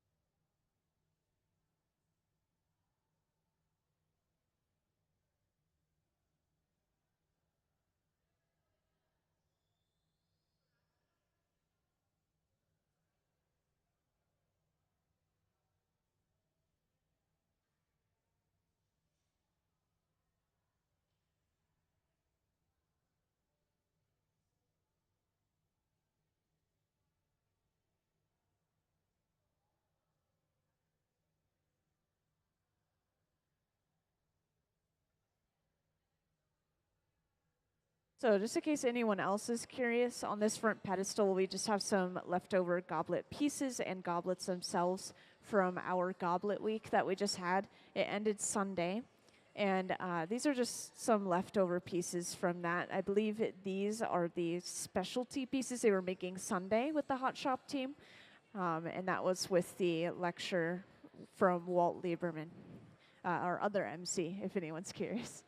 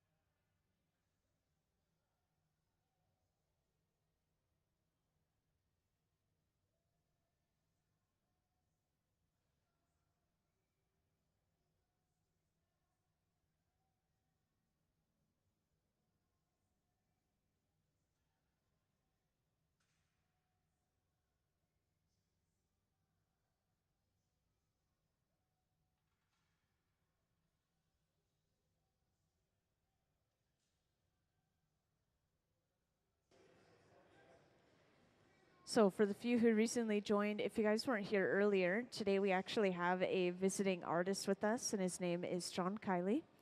And that's the one standing furthest in the back of the hot shop there, talking with our hot shop manager, Ben. And he is making some very large pieces today with the help of a couple of his assistants, as well as the assistants of our Museum of Glass hot shop team. And could I actually have John's artwork up on the screen, please?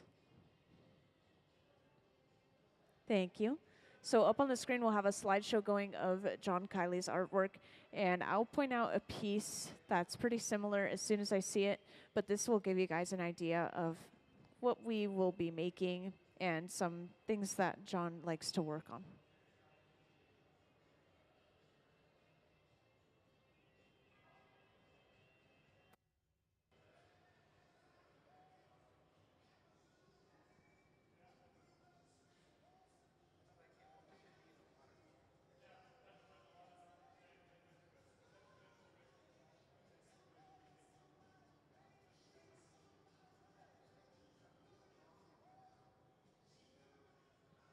So we didn't quite see the piece that I was going to point out, but those pieces that you saw, they have this sort of disc in the center of these two connected colored bubbles, and that's what we're going to be making today, except we're going to be making a pretty tall version of them. They're going to be these really long bubbles of glass connected together. And this is just going to be two colors of glass connected together. We're not going to have some of those patterns that you might have seen during the slideshow. And we're starting both of the bubbles at the same time, getting them both ready. And then once we have them ready, we will be able to connect them together.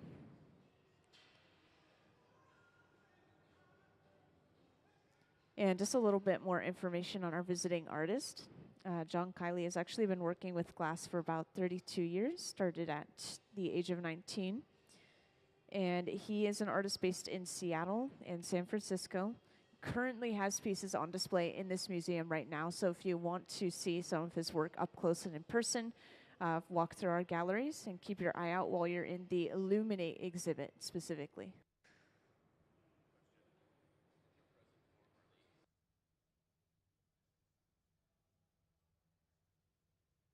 So inside of these two glass pieces that we're working with, it's hard to see through the color, but we actually do have a small bubble inside of them. And the bubble is just going to be blown larger and larger as we continue on through this process. But right now we're just worrying about gathering all of the mass we need for this piece. We're not really worried about blowing it out very much right now.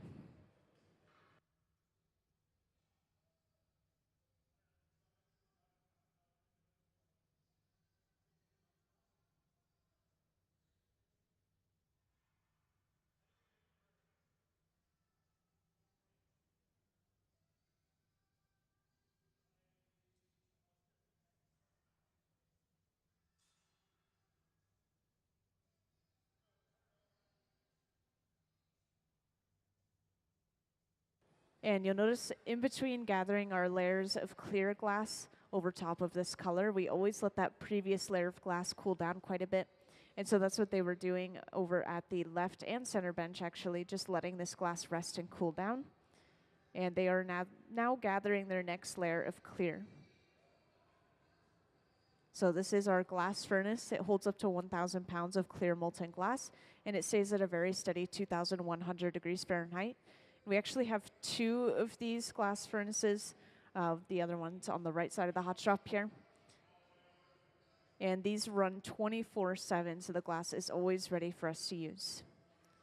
And meanwhile, our other furnaces that we have on, these are just for reheating only. There's no glass physically inside of these furnaces at our benches. And up on the screen, you could see that Ben is picking off some imperfections in the glass. This could be air bubbles or just little particles that are resting inside of the glass.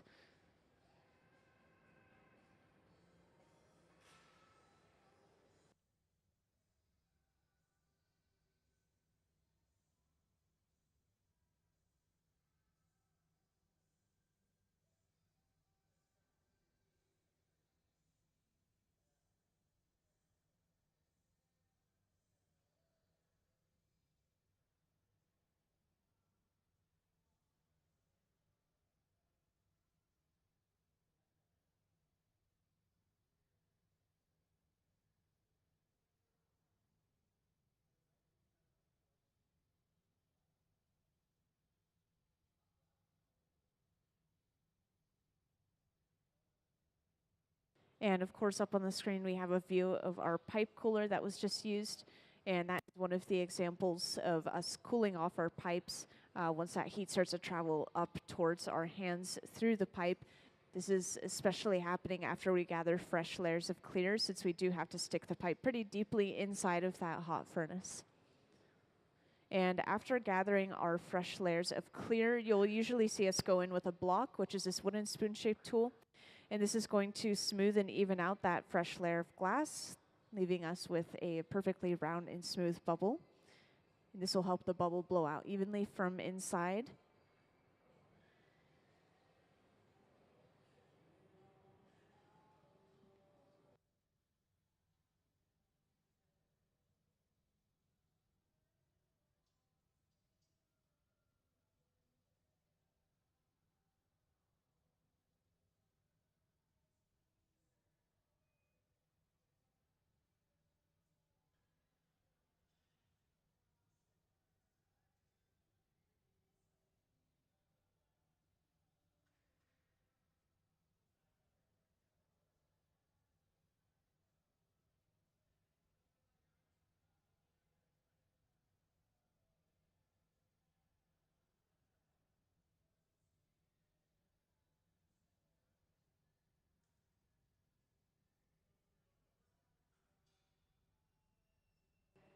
So when we refill the glass furnaces, we bring out all these large metal tubes, and they're filled with our glass mixture, which is mostly silica sand, a little bit of soda ash, a little bit of limestone.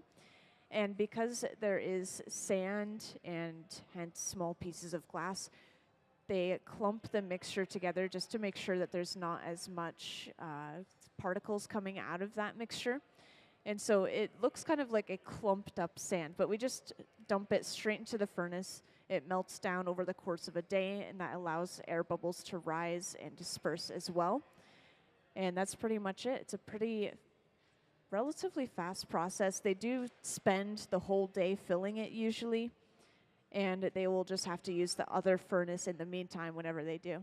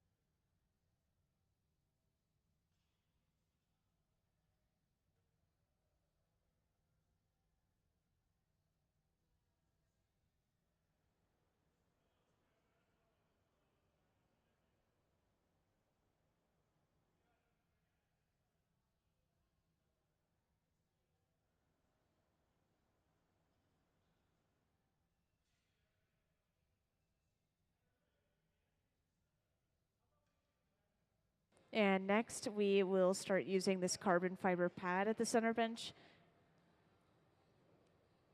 And this is most likely stuffed with newspaper as well. Oftentimes you'll see glass blowers using simply just folded up newspaper in this manner to kind of control which way the bubble's blowing out.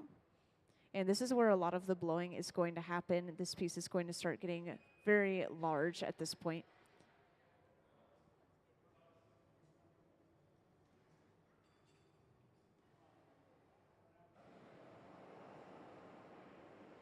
And this torch that they're using is running around the same temperature as the furnaces themselves, between 21 and 2300 degrees Fahrenheit. But this torch heats up one section of glass at a time instead of heating up the entire piece of glass overall, so we could focus extra heat to just one area of our piece. And this is in preparation for creating the jack line, which you'll see in just a moment, using these two metal blades that you could see in our artist's hand at the center bench. We will create something called the jack line, which is where we remove our piece from the pipe later on.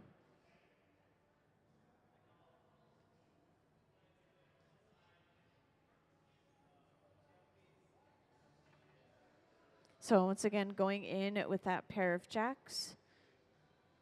And when they're cinching down here, they're making sure to leave an opening for air to still pass through and go into that bubble, since they will blow this a lot larger than it currently is.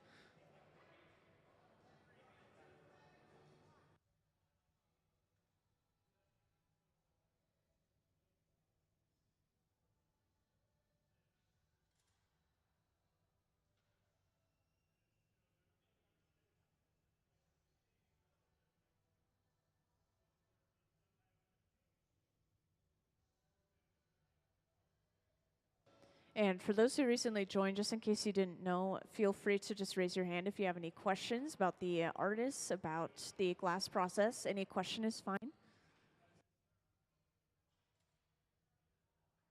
So it's really hard to describe what this piece is going to look like exactly when it's done. But when they connect these two pieces together, we're going to have this really large kind of 3D oval shape, almost like a really large egg. And this is eventually going to be cold worked as well, which is the grinding and polishing of the glass to get even further designs within the glass. And can I actually have John's artwork up on the screen, please? So up on the screen, I want to show off some of his other artwork just so you can have some examples of some things that he could do with this piece of glass. And we are going to have a much longer shape than these. These are very spherical, but you can imagine instead we're going to have this really large oval shape, almost, actually this piece is a great example. This is a very tall piece, just like the ones we're creating today.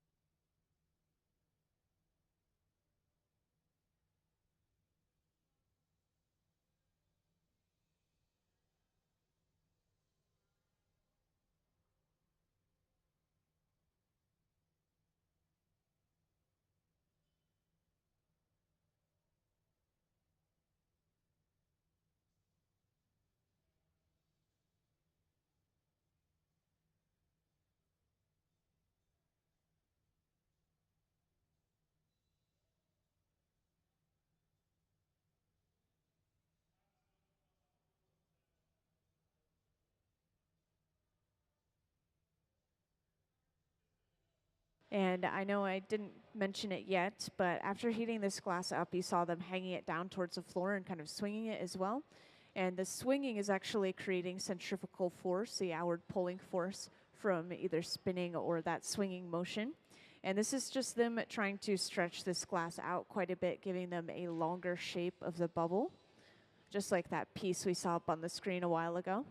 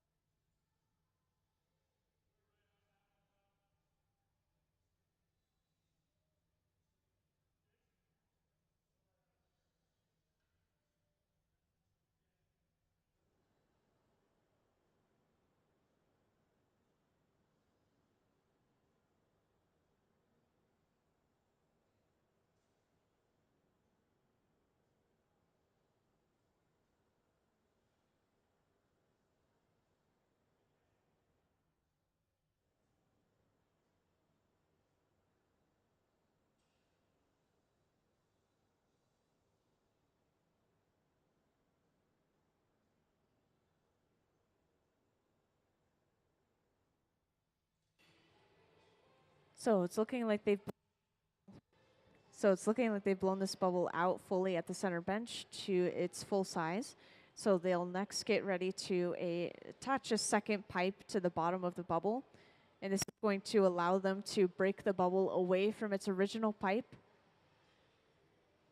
And over on the left bench in the background, you can kind of see what Ben is up to. But Ben is actually drilling a hole into the bottom of the bubble over there. And this is so that they can attach a hollow pipe over top of that hole. And this is going to allow them to continue to blow air into the piece later on, which is important. We don't want to create a vacuum in our glass. We don't want to completely seal the air off inside of a piece of glass. Otherwise, we could risk implosion later on.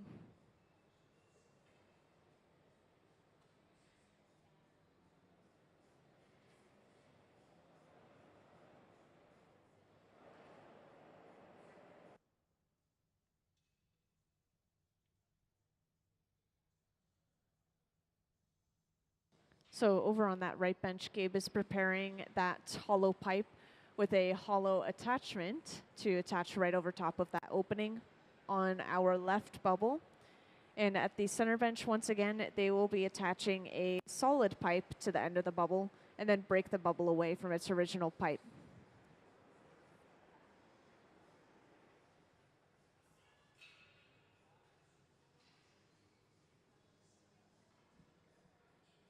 So that second pipe has just been brought over. And once again, this is attached right to the center of the bottom of our bubble.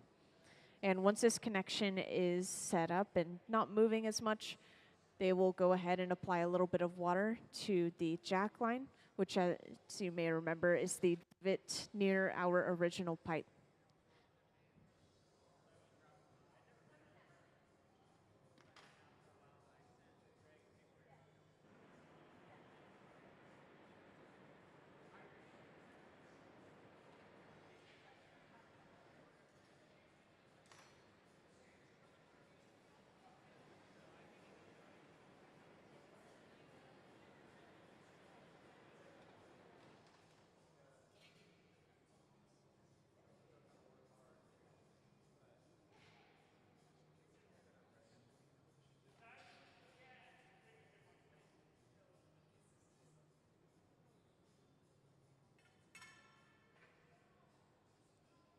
And now that they have this piece broken away from its original pipe, we now have access to an opening into our bubble. And we will just kind of round this opening out. We want both of these bubbles to have around the same size of opening, and then we'll actually be able to attach these bubbles together.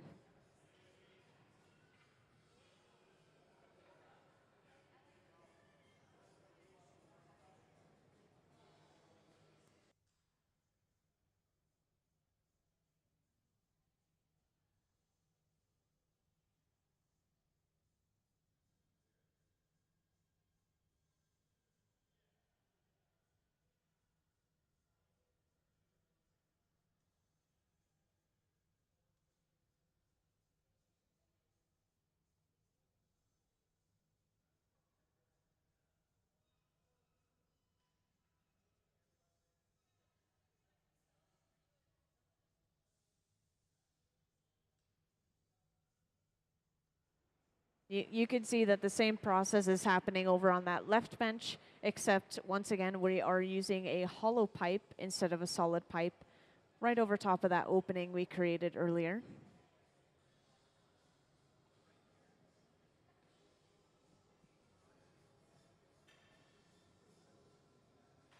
So now both benches will start heating up the faces of these pieces just around the opening, and they will be able to start getting them ready to attach them together.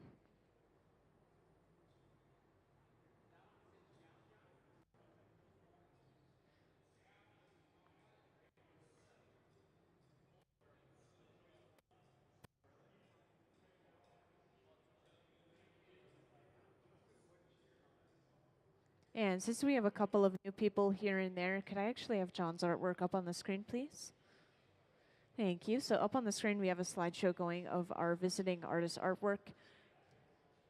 This piece right here is very similar to what we're working on right now. I just like to point that out so you guys have an image of the final product. It's basically just going to be this very tall, long shape. They'll be able to carve into it whatever designs and patterns they want later on.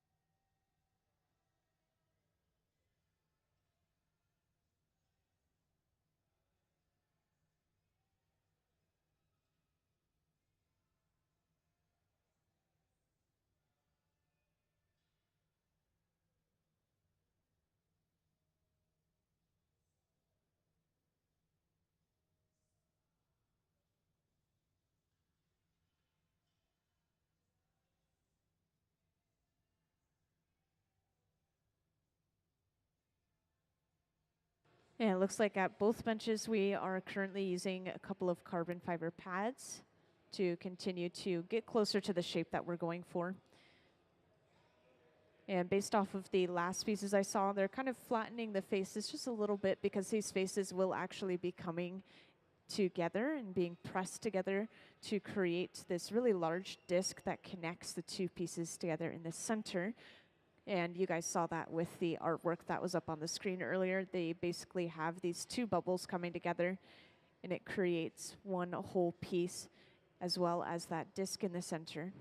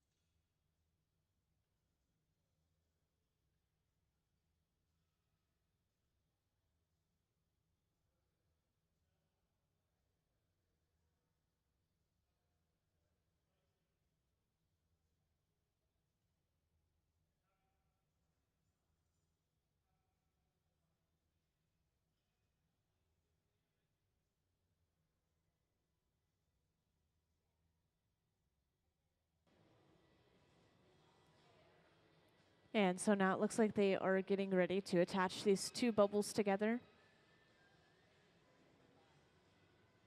So next they'll just start heating up the front part of both of these bubbles at the same time, just around the opening of the piece. And this is going to allow them to press them together and seal them together. Basically fluidly, they're going to be connected.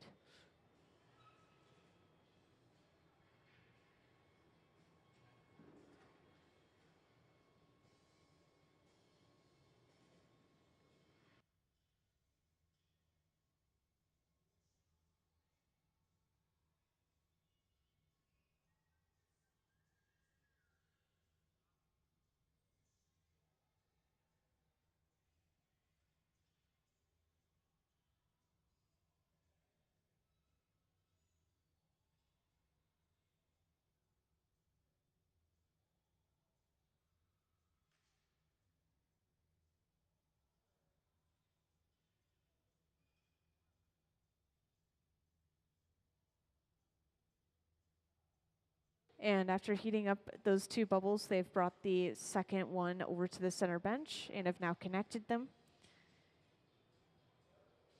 And as you can see, these two bubbles have come together in the center to basically create this disc of glass inside of these two bubbles.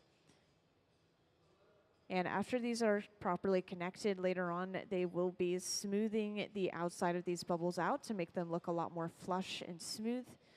And all they need to do right now is break the second pipe away. So now they have one complete piece. And once again, they just have to work on smoothing the outside of the bubbles out, making it look more fluid.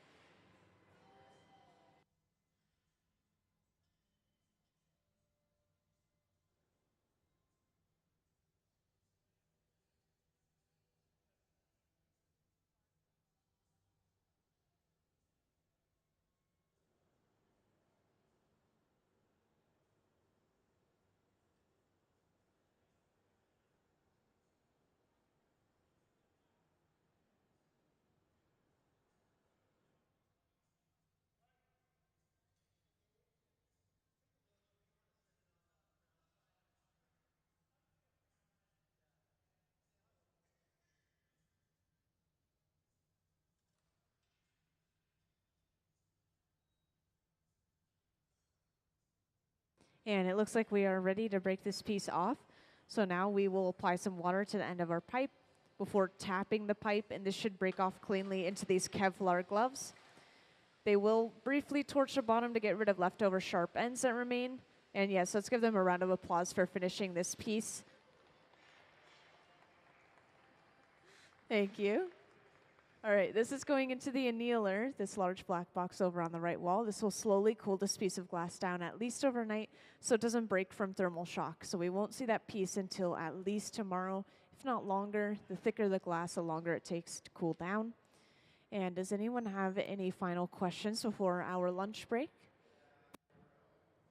All right, so we will be back in about an hour from now as soon as we start filtering out, and we will have a time up on the screen for when we will return, so just keep an eye out.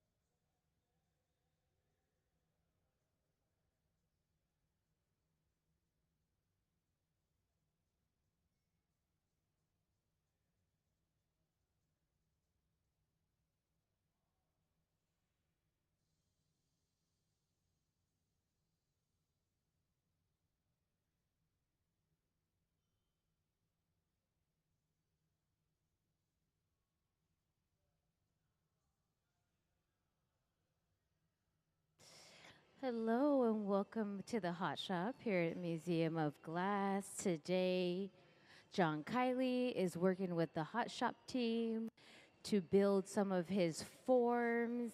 His forms are primarily based in spherical designs, or I'm sorry, primarily based in geometric forms. As architecture for support of his designs. He likes to play with a lot of different colors. Today we're going to we're creating elongated shapes. John is based out of Seattle as well as San Francisco. He has been exhibited around the world. He's also taught around the world, just to name a few places: Mexico, Italy, and Japan.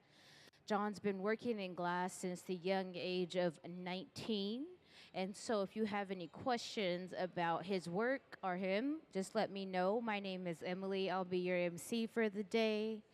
I'll give you guys an overview in just a moment of what it is that you're looking at here on the hot shop floor and how everything begins, and then we'll get into the specific details of what exactly John and his team are making. So everything that we do here starts in the furnace. The furnace is this large ceramic tank. It's powered by natural gas and forced air. It runs 24 hours a day, 7 days a week, and it holds about 1,000 pounds of molten hot glass. So dipping into the furnace is similar to dipping into a jar of honey. Hot glass only likes to stick to hot steel. So as we rotate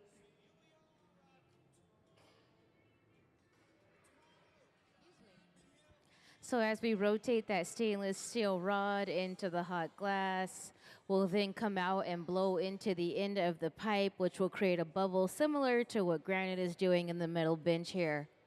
He has created a bubble. This carved out space will allow us to create whatever we like. That is the initial start to each piece. And then from there, we'll work in and out of the glory holes. The reheating chambers here are only designed for, are only powered by natural gas and forced air. They're only designed to reheat the glass to keep it from breaking. And the temperature is kept around 2,300 degrees. And so today in the process, we have to prepare 2 clear bubbles and then lay color over the top of the bubble. The color overlay is the application of color to be able, then we'll continue to gather around the color overlay and blow out the bubble.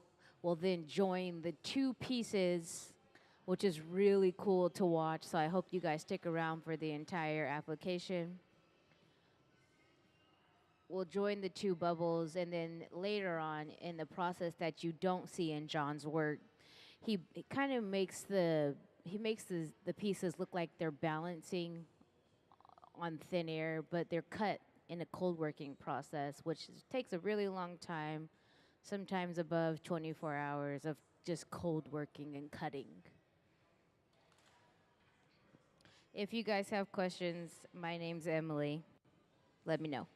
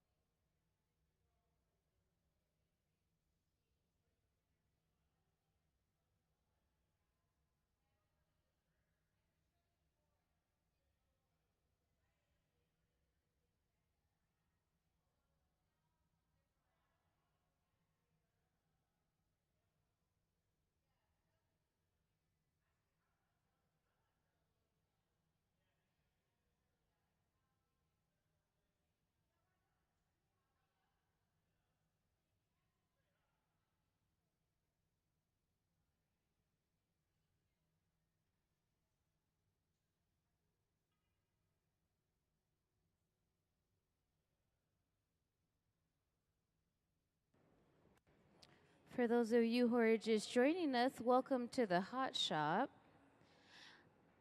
John Kiley is working with the Hot Shop team. He is designing some two really large orbs that'll be placed together. They'll be elongated, so it's a really fun process to watch. A lot of his work is based in geometric shapes that are then carved out later. I can tell you guys a little bit more about what it is that you're looking at between the ovens and the furnaces. And then I'll give you guys an update of what's happening on the actual floor. So all of the glass comes from the furnace, which is the silver crucibles with the black doors. There's a furnace on my right side and there's a furnace on my left side. When you dip into the furnace, it's about 2100 degrees inside of the furnace, and the glass has a consistency of similar to honey. So as we rotate that hot steel pipe into the hot molten glass, we'll gather the glass and blow it out. That bubble is clear, and in order for the bubble or the glass to get color, today we are doing color overlays, which means that we heat up an additional bar of color and lay it over the clear bubble. We continue to blow that bubble out and we add more glass. The more glass we gather around, the more we can blow the bubble to become larger. Like I said, the artist that's working, or the Hot Shop team is working with John Kiley. John Kiley's the man in the black shirt here. My name is Emily. If you guys have questions, feel free to raise your hand. You'll also see that we continue to work in and out of these reheating chambers. The glory holes here that are lit up with no covers on the doors are about 2300 degrees. We have to go in and out of the reheating chamber to keep the glass hot enough to be malleable, to shape, and to continue to create. And so a little bit more about John. Like I said earlier, his work is primarily based in from geometric forms as the architecture of his glass sculptures. He has exhibited around the world. He has also demonstrated in places like Mexico, Italy, and Japan. And then the part that you don't see with John's work is the cold working. And this can take well above 24 hours to cold work that he does all by hand and to cut the glass. And the sculptures are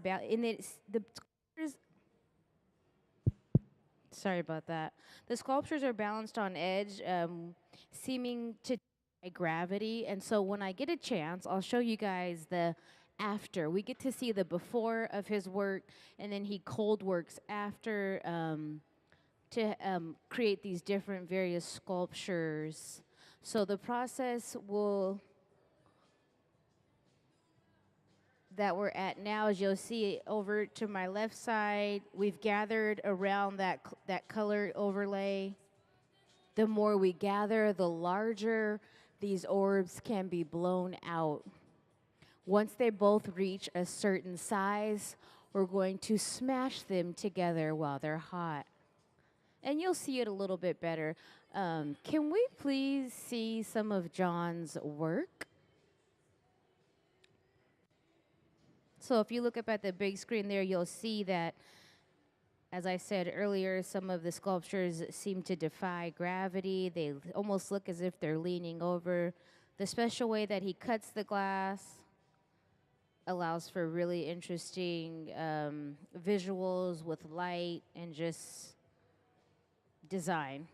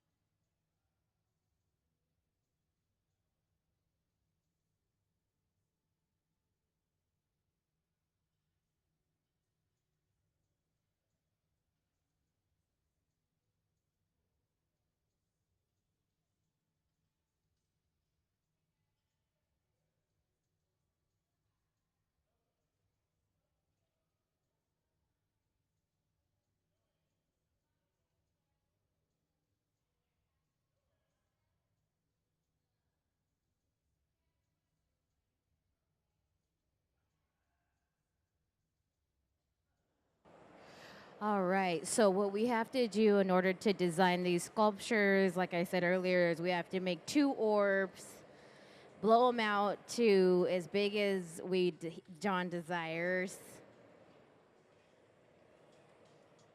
And then we're going to smash them together, which is the best part of the whole process.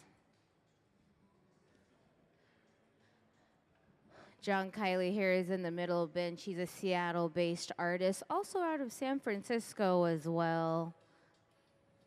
He comes to work with us in the hot shop to make really large pieces. Typically, they'll go on exhibit somewhere specifically. So right now, he's using his large jacks, which are two inverted blades that are carving into the glass.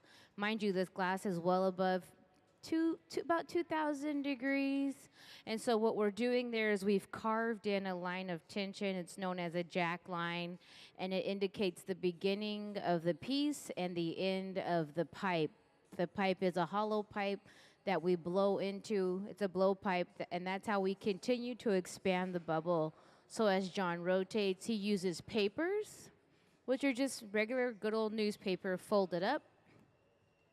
And then Sarah is blowing into the end of that pipe, and that's how it continues to grow. It's kind of hard to see it when they're rotating back and forth.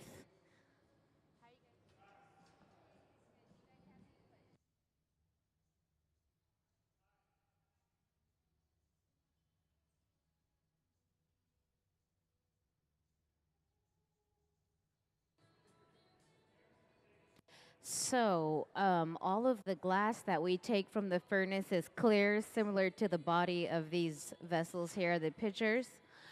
And the glass looks a little bit dense or like an orange because we have a color overlay over the clear bubble. And sometimes, depending on the color, it holds the heat and it displays a different color, like a deep red or a dark black. This one looks orange. So, can we please see the color overlay video to learn how the bubbles got color? The color in glass comes from adding various materials to the mixture of raw ingredients called batch. Most of the colorants are compounds containing some kind of metal. For example, adding cobalt to clear glass creates a deep blue. Tin and antimony can be used to create white glass, and gold chloride can produce a rich red or pink-colored glass. Colored glass is melted in furnaces, just like clear glass, and then is usually rolled into bars for storage and easy application. In order to apply color bar to a bubble, we first need to preheat the color to approximately 950 or 1000 degrees Fahrenheit in a color oven or garage. Once warm, the color is then picked up on the end of a punty rod using a little bit of clear glass as a support. The color is then heated in the 2300 degree glory hole to soften it and make it malleable, while another artist creates a small bubble of clear glass on a blowpipe. Once warm, the color is dropped over the clear bubble, and then using a variety of hand tools or the steel marver, the color is rolled back over the clear in an even layer. This process is called dropping color, or creating a color overlay. Depending on the project, that bubble is then usually gathered over with clear glass and blown into the final form.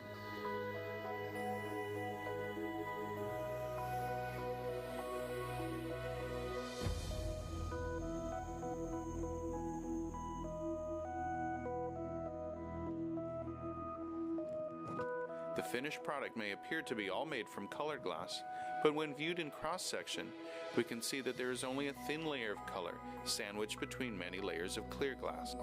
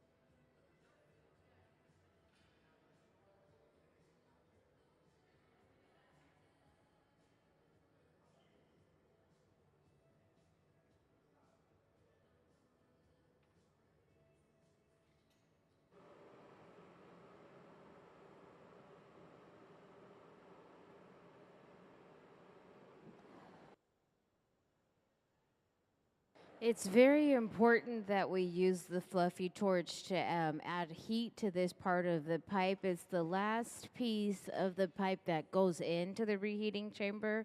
It's the last part that goes into the reheating chamber, and it's the first piece to come out. And so we have to manually ensure that the whole thing is evenly heated.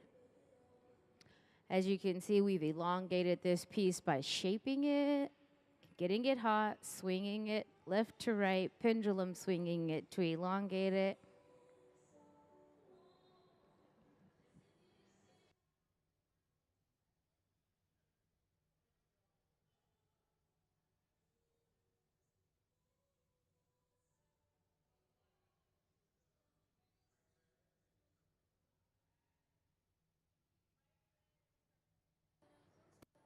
So this one here in the middle bench will be bright red, and then the other one will be purple after they cool down. Yeah, you have a question, sir?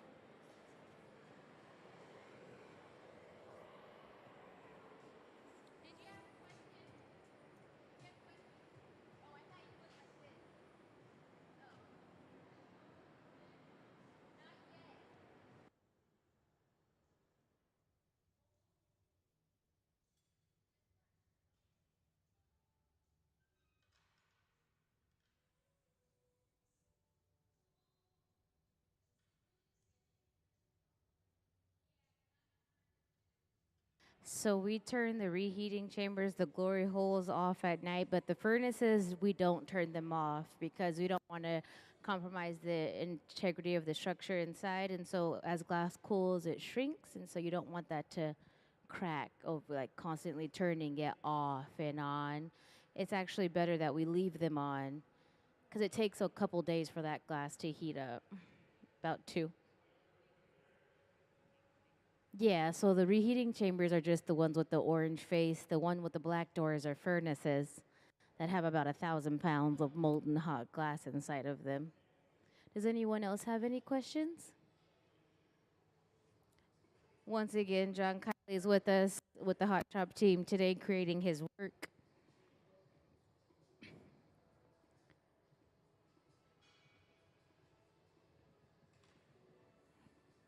So now, as Sarah has brought over a transfer pipe, we're placing ourselves on the opposite side of this piece, which will allow us to remove ourselves from the initial blowpipe.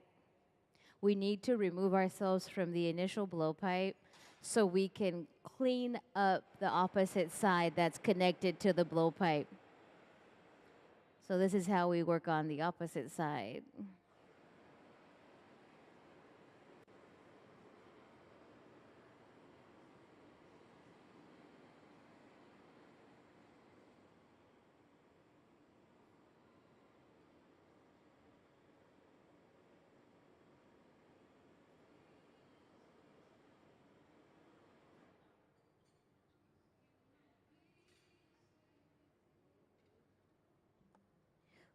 Put a little bit of water on that carved line of tension, that jack line, which will create shock and then remove us from the initial blowpipe.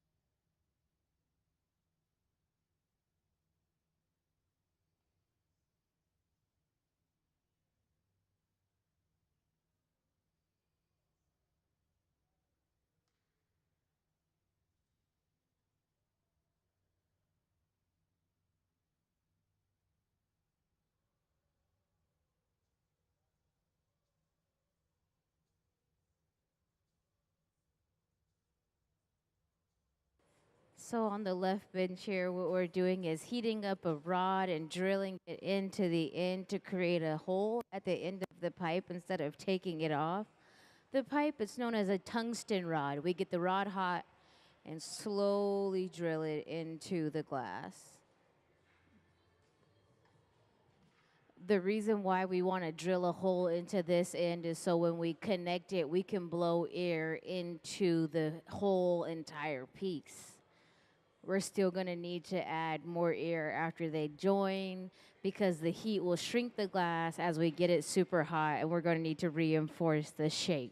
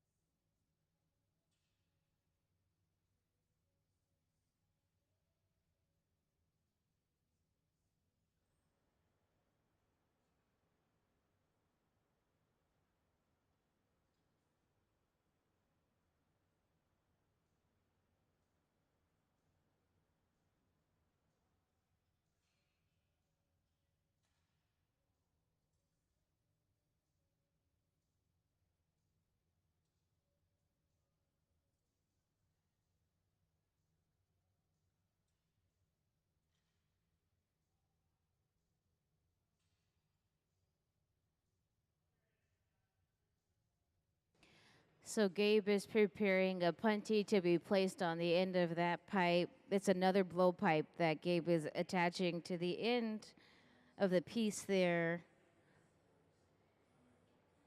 Granite is going in at the middle bench with the soffietta. It's known as a little puffer tool. A lot of the terms that we use for the process or the tools are derived from the Italian language, and so it's called a soffietta, which means a little puff, and so we have to add air in a different way when it's tapped off the blowpipe.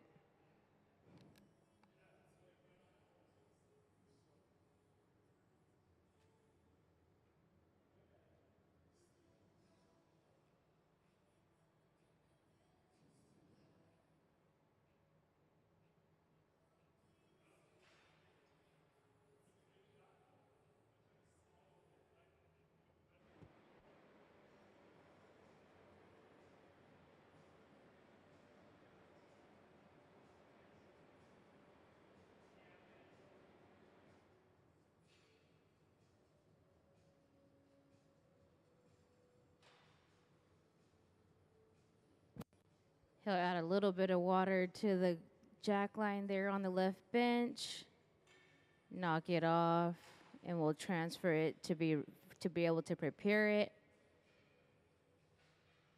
to be combined with the orb here at the middle bench. Well, they're more so like ovals.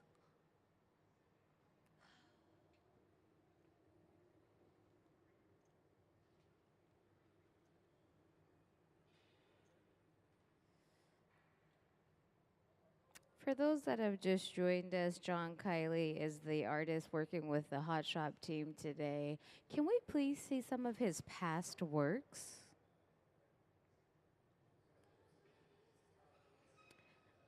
A lot of John's work is primarily geometric forms that function as the architecture of his glass sculptures. The sculptures are balanced on edge that seem to defy gravity in a way. You can also see some of his shattered forms that were put back together after being shattered, which are a great display of tension within the glass. John has exhibited around the world. He's also has demonstrated in different places like Italy, Japan, and Mexico. He's a Seattle-based artist, also San Francisco as well. And if you have any questions, my name's Emily. Kiley, Kiley. You can also follow him on Instagram at John Kiley Studio, I believe. You're welcome.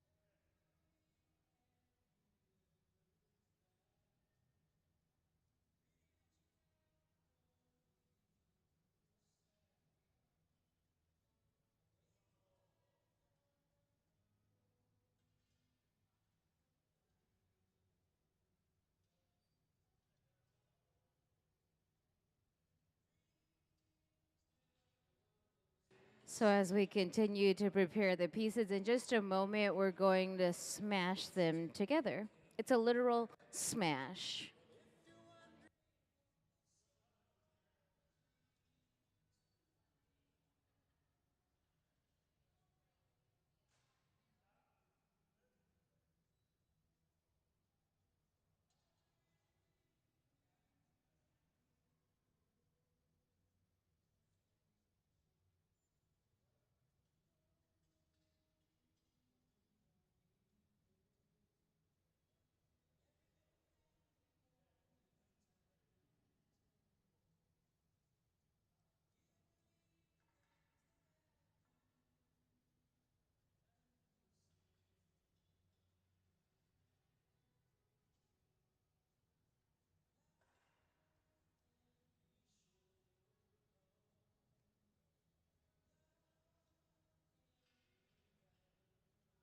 So, how much does that weigh is a great question.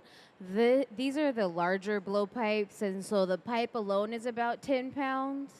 And then the piece on the end, let's give it a good upwards of like maybe 25 pounds. So, it's pretty heavy.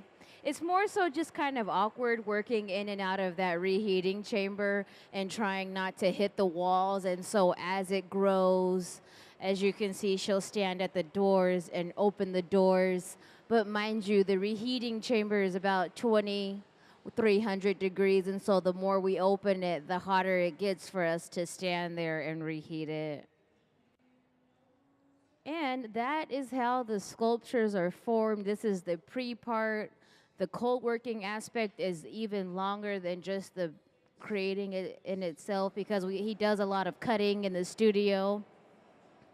You can see that middle aspect though, that you can also see in the final images.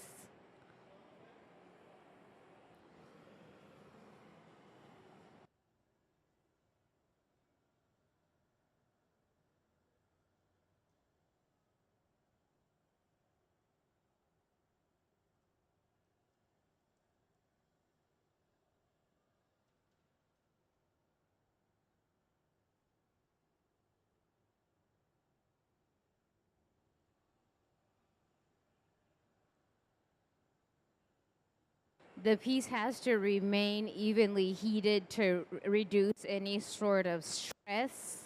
And so that's why it's easier just to torch it right here on the bench in opposition to move it back and forth into the reheating chamber. We will give it one more final flash before we knock it off. And then it will get suited up to catch it off the pipe. The suit that he has that he'll put on is made out of Kevlar, the same thing as bulletproof vest. And although he will be protected, his skin will be protected, he can still feel all that heat radiating through the materials. And so it's still above 100 degrees that he has to catch and then put into the annealing oven where it'll cool down slowly.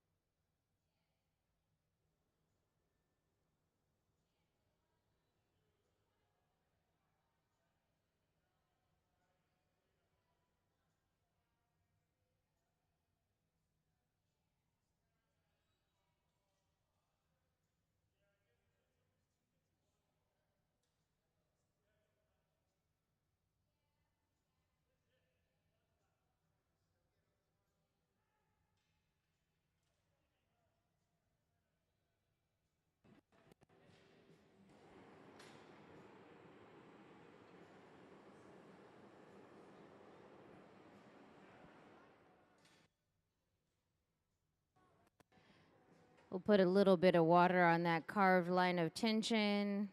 A line.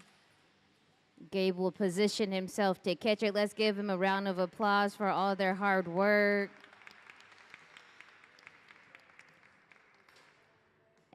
And that's the beginning of how the sculptures are created. It has to go into this box where it will rest until it cools all the way back down to room temperature. Those inner and outer layers are starting to cool down at different rates, and so this box will catch it at a certain number and then gradually bring all the layers down together. Can we give them one more round of applause for all their hard work? Like I said earlier, John Kiley is here with the Hot Shop team today. Could we please see the John Kiley artist video, Meet the Artist video in a moment?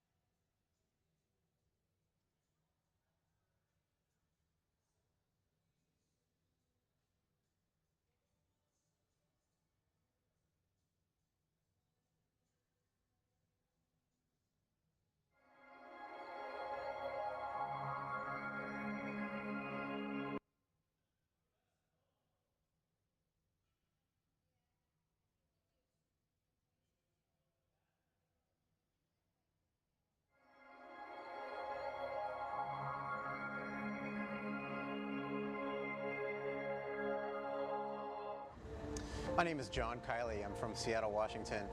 Born and raised, fourth generation. So I have two pieces here today. This one right here was actually made at the Museum of Glass in 2008, June of 2008. One of the themes that is common in my work is this membrane between two different sections. Sometimes there'll be a passageway through the membrane to the other side, and sometimes it'll just be solid. The idea behind this work is exploring this idea of connection and separation.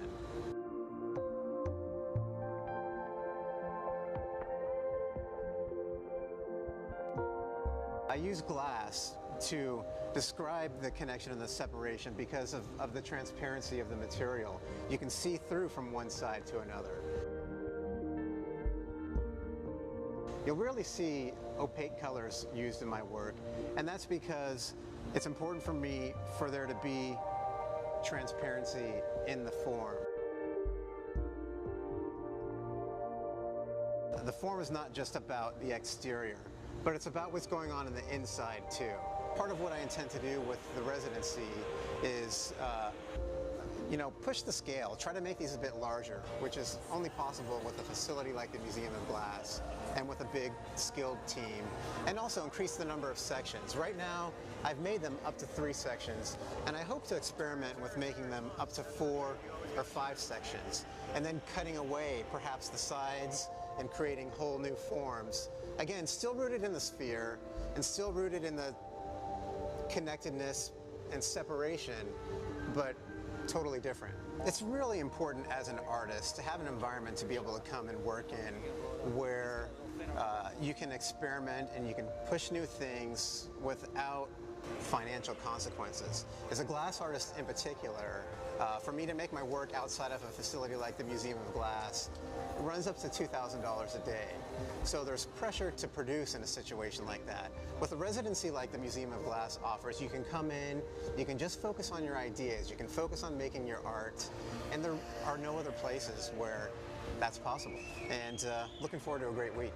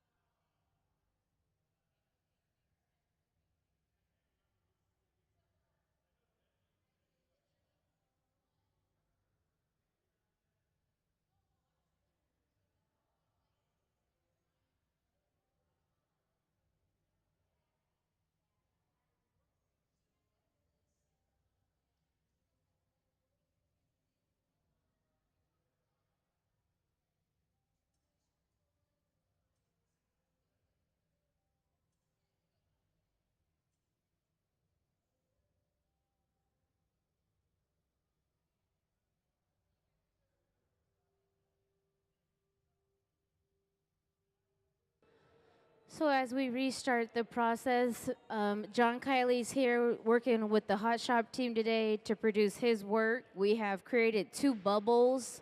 The bubbles are clear to start, and then in the middle of the oven here, Sarah is preparing a rod of color.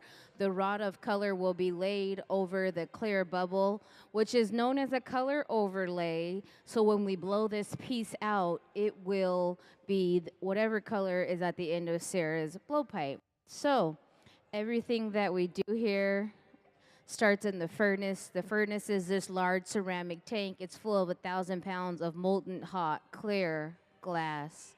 It's about 2,100 degrees.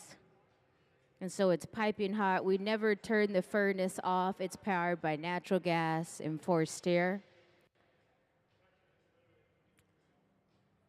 Then as we work, we'll work in and out of the reheating chamber constantly to keep the glass hot. The glass has to stay above 1,000 degrees to remain malleable and to prevent any sort of stress fractures.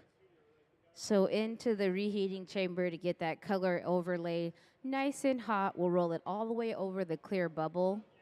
Then we're going to gather over that clear bubble. The more we gather, the larger we can blow out the 2 parts of the sculptures. John Kiley's work is all based in geometric shapes that are sculpted out after in the cold working process. The cold working process takes anywhere between 12 to 24, maybe even 36 hours, depending on how large the piece is and however he wants it to be cut. And so some of his sculptures seem to be defying gravity.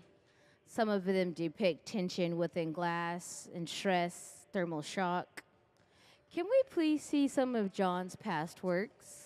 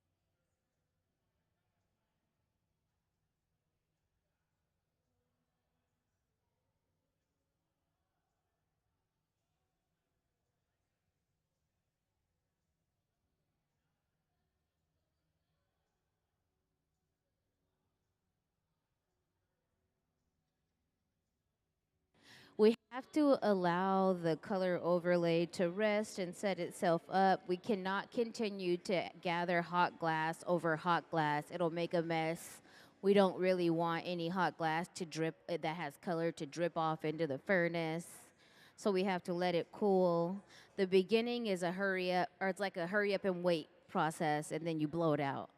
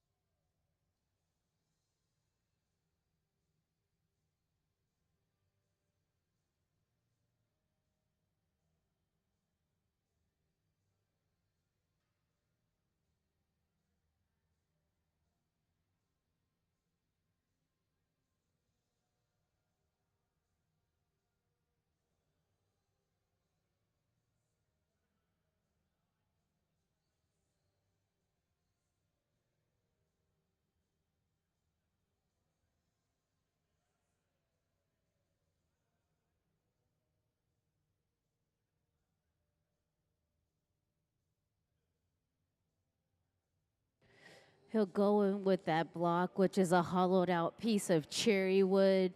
Specifically, cherry wood is what we use because it's very durable, holds the water well, and it's a very common fruit wood that's in the area. We block it so we can chill up those outer layers of the skin while keeping the inside really warm. We just want to form and cool the outer layers before we go back in and gather more glass to blow it out. For those of you who have just joined us, John Kiley is here in the hot shop working with the hot shop team to produce his work. He likes to sculpt glass in the cold working process after he blows them out in the hot shop. What we're going to do is make two shapes. It kind of looks like more of an oval shape, these ones today. And so we're going to make two shapes and combine them while they're hot. And then he'll cold work them later. Can we please see some of John's past works?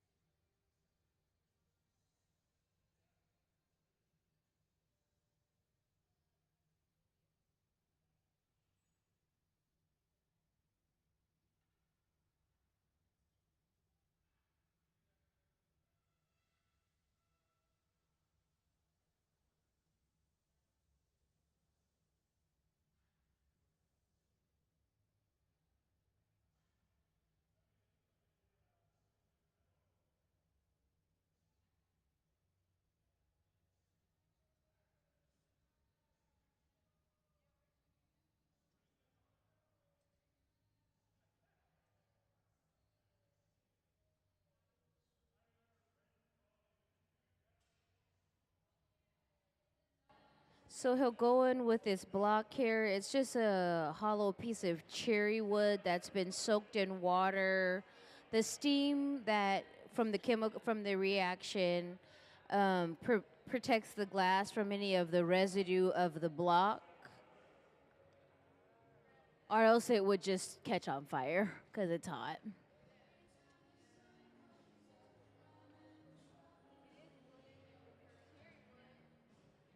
So now that we've gathered more glass, you can see the orange halo, the orange transparent halo. This glass is actually clear.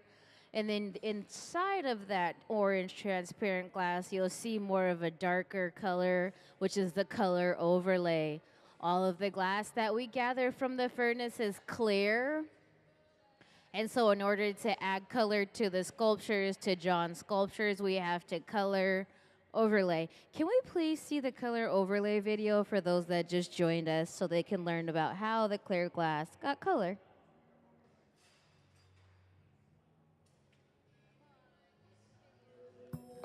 The color in glass comes from adding various materials to the mixture of raw ingredients called batch. Most of the colorants are compounds containing some kind of metal. For example, adding cobalt to clear glass creates a deep blue. Tin and antimony can be used to create white glass, and gold chloride can produce a rich red or pink-colored glass. Colored glass is melted in furnaces, just like clear glass, and then is usually rolled into bars for storage and easy application. In order to apply color bar to a bubble, we first need to preheat the color to approximately 950 or 1000 degrees Fahrenheit in a color oven or garage. Once warm, the color is then picked up on the end of a punty rod using a little bit of clear glass as a support. The color is then heated in the 2300 degree glory hole to soften it and make it malleable, while another artist creates a small bubble of clear glass on a blowpipe. Once warm, the color is dropped over the clear bubble, and then using a variety of hand tools or the steel marver, the color is rolled back over the clear in an even layer. This process is called dropping color, or creating a color overlay. Depending on the project, that bubble is then usually gathered over with clear glass and blown into the final form.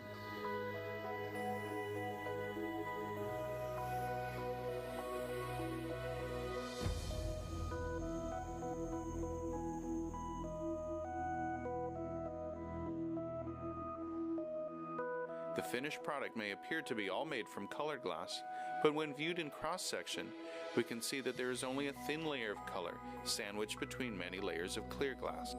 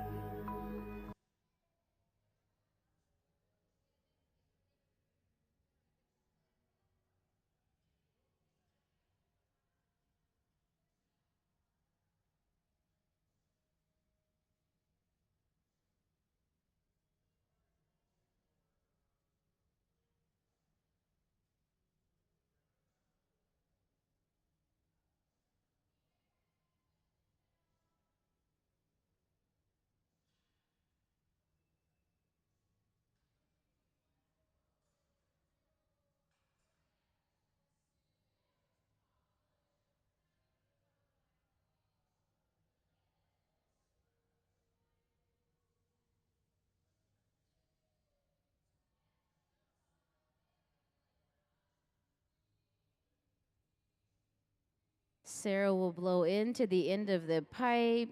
John Kiley is the man in the black shirt at the middle bench. He's the artist that is using the Hot Shop team today to create his work. So as we blow, we'll expand that bubble and shape it by hand.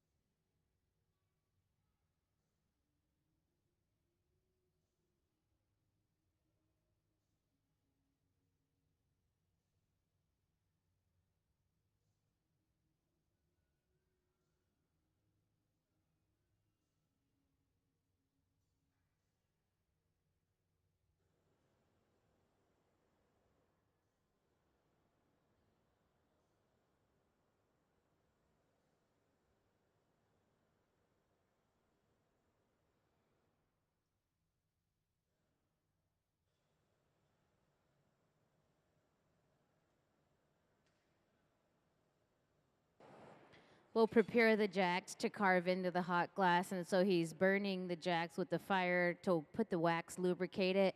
If we don't lubricate it, it kind of sounds like squeaky brakes. It's really bad to listen to. So with these super jumbo jacks here, he'll start to pinch into the glass, and this is a line of tension that he's carving into the glass, indicating the end of the pipe and the beginning of the piece.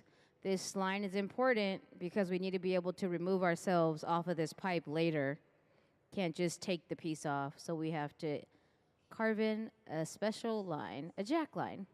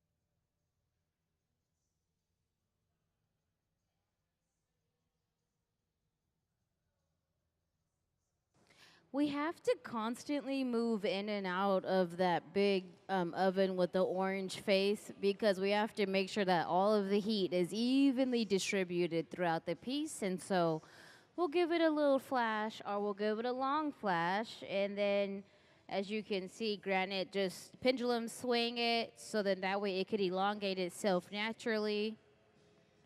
It's super duper hot. Whenever you see this orange color, that means hot, hot, hot.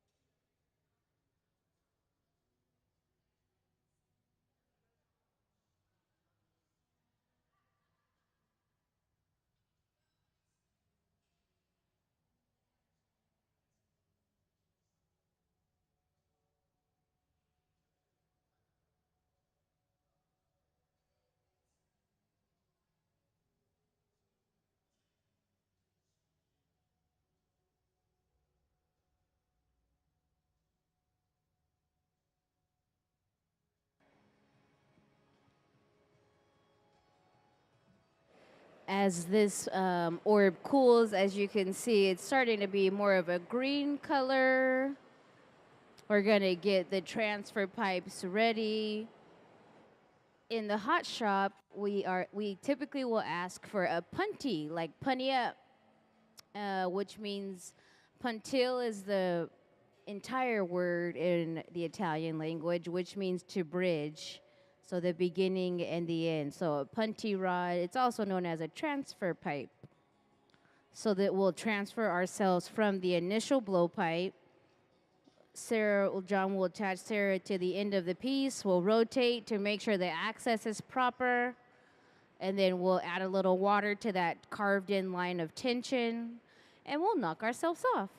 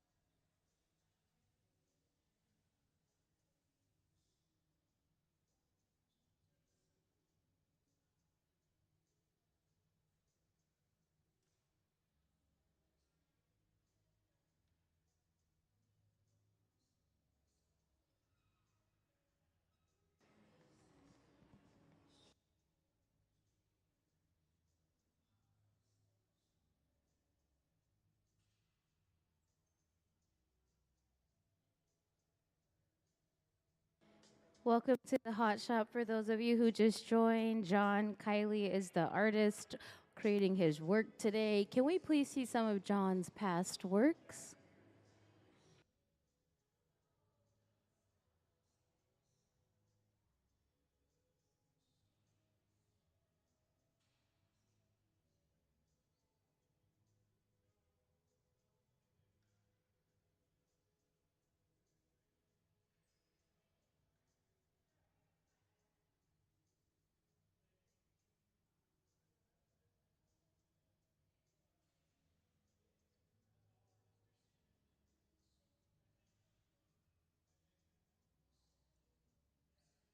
So now we're going to connect ourselves here to be able to remove ourselves from the initial blowpipe.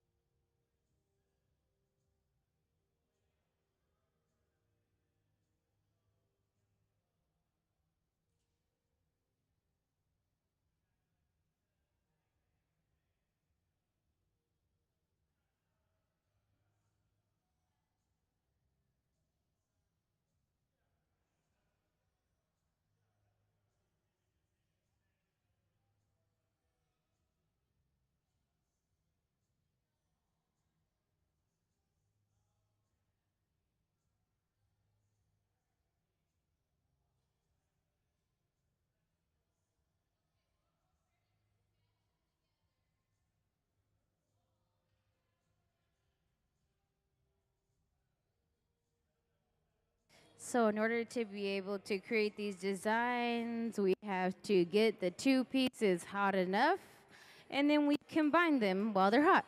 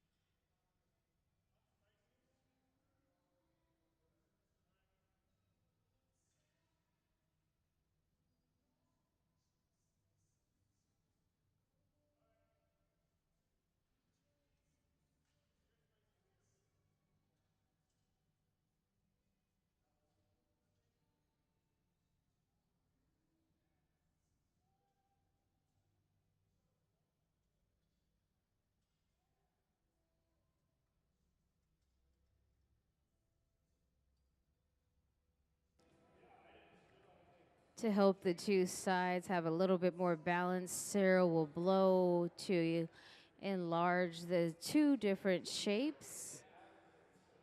As she blows, as you can see, it's slowly expanding and evening out where it's hot at.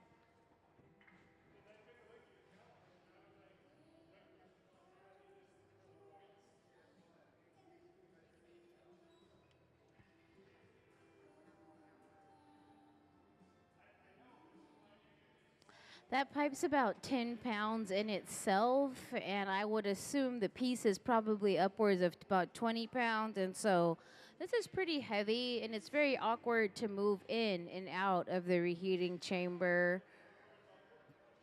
Just trying to keep it balanced. In addition to all of these things, there's heat and gravity that wants to pull it down, so we have to always keep it rotating. John Kiley is the artist that came to work with our Hot Shop team to produce his work today. The beauty of working with the Hot Shop team is that you have a lot of you have a lot of power, a lot of assistance, and you can make big work here with us. He's a Seattle-based artist, and a lot of his work is based off of geometric shapes that are then sculpted in the cold working process.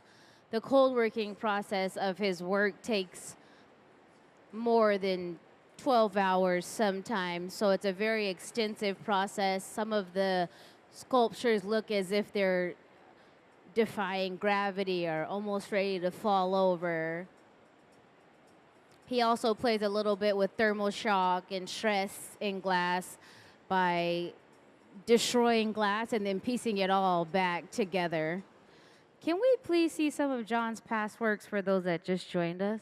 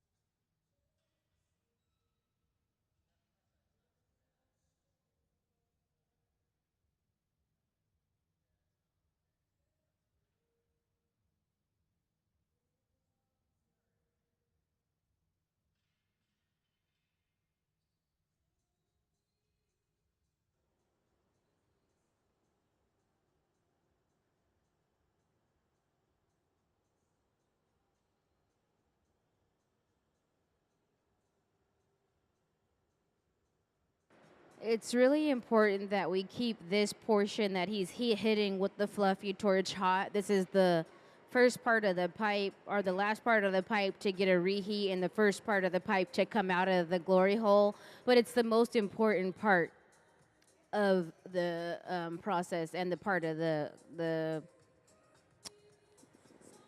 sculpture, I should say. So now Gabe will get ready. He'll put on his Kevlar suit, which is similar material, same materials as a bulletproof vest.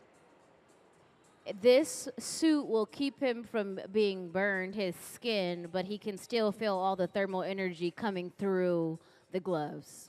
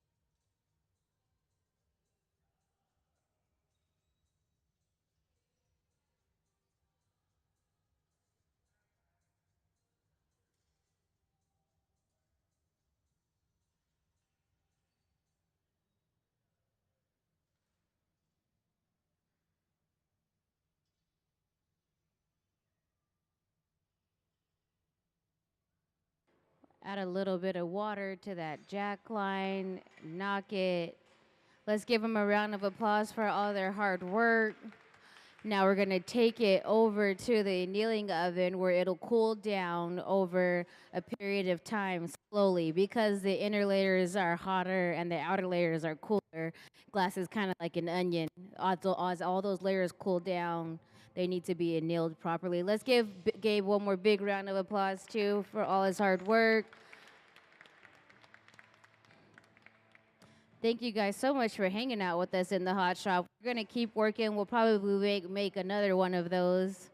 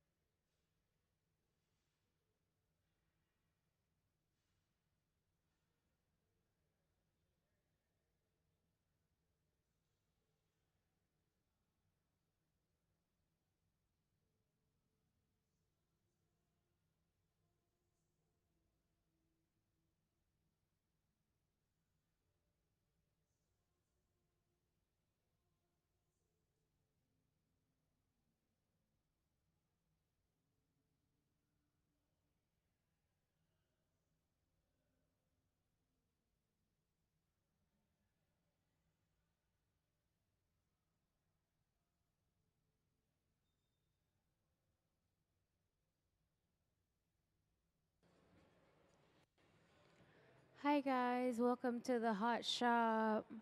We are preparing to create another piece. As we're preparing to do that, Sarah just took some color out of the garage. She's getting the color nice and hot. We're going to blow out a bubble and create a clear bubble and then lay the color over the bubble.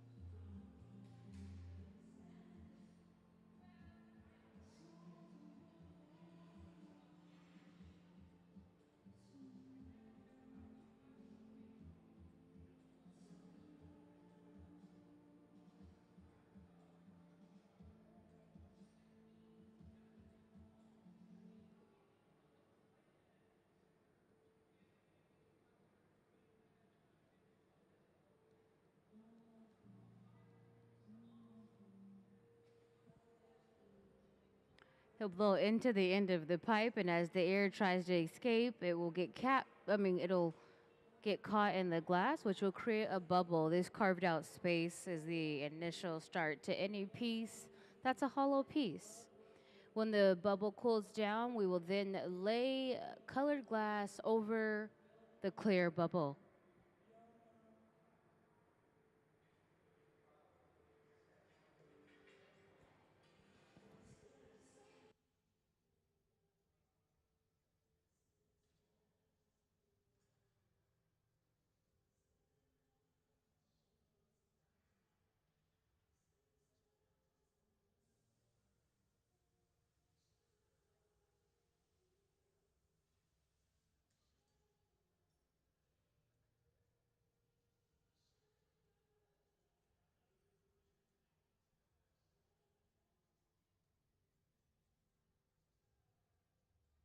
Welcome to the hot shop. John Kiley is here with us today, creating his glass art.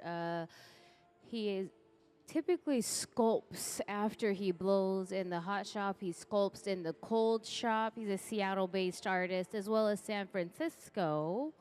A lot of his shapes of his sculptures are inspired by geometric forms.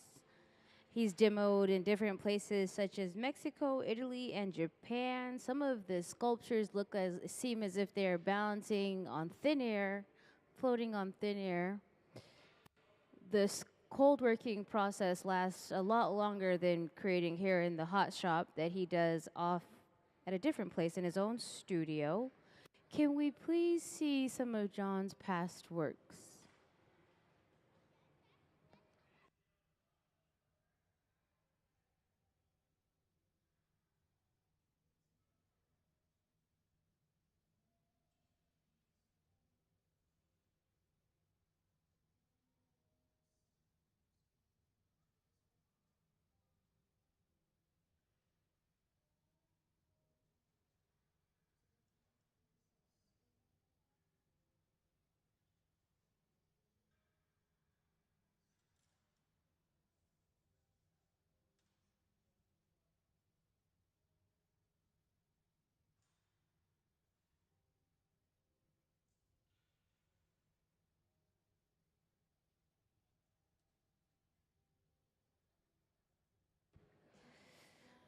In order for the glass to get color all over the clear glass, we have to add color too. So now at the middle bench here, we're creating a color overlay. So we're putting color over a clear bubble. Once we stretch the color out over the bubble, it'll only look like the color added.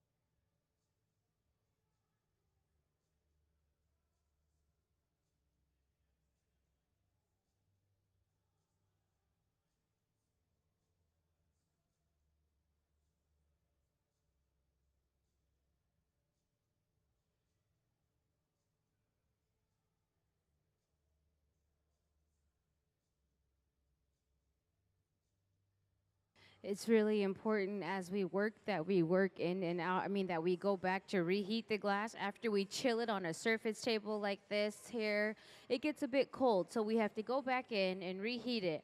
There's no glass inside of the glory hole, there's only thermal energy. Can we please see the glory hole slide?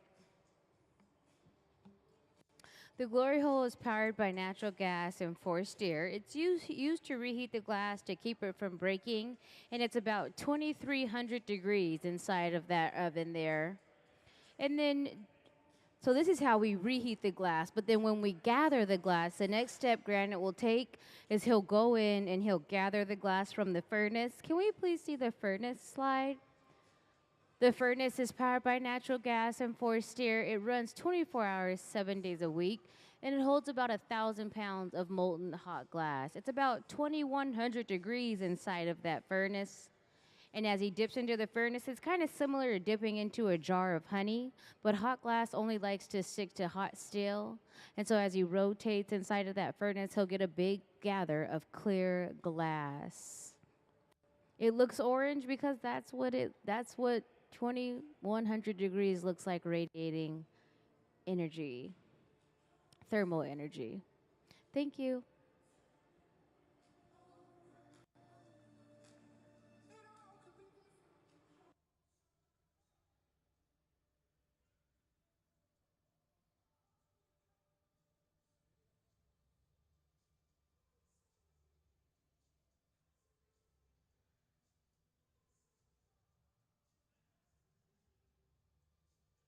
We'll go in with a wooden block that's been soaked in water. This hollowed out fruit wood, cherry wood block is designed to help chill those outer layers.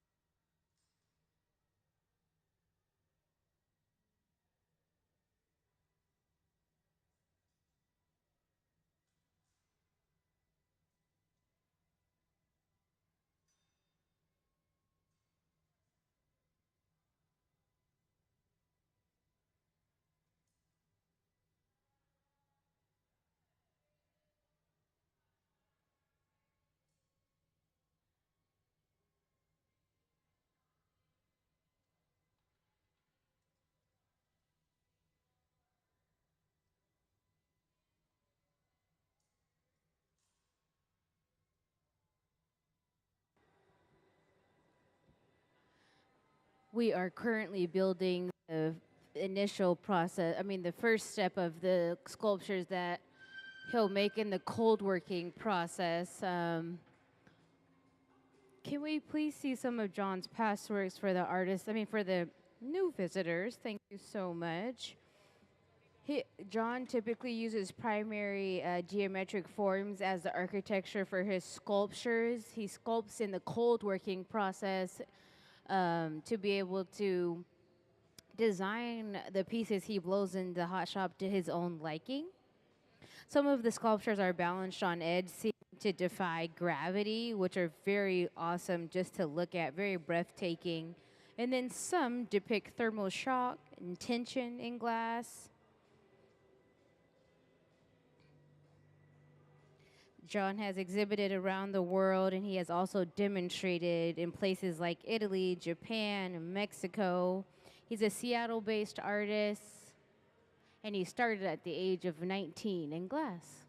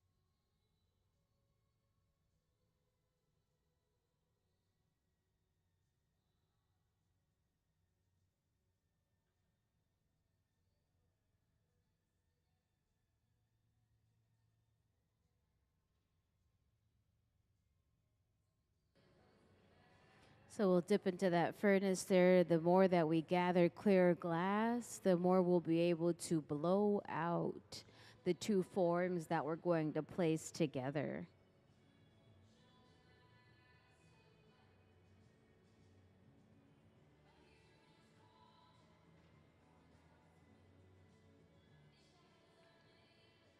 All of the extra glass that we drip off into that bucket can be recycled. It just has to remain clear. We cannot recycle any glass that has color because all of the glass in the furnace is clear.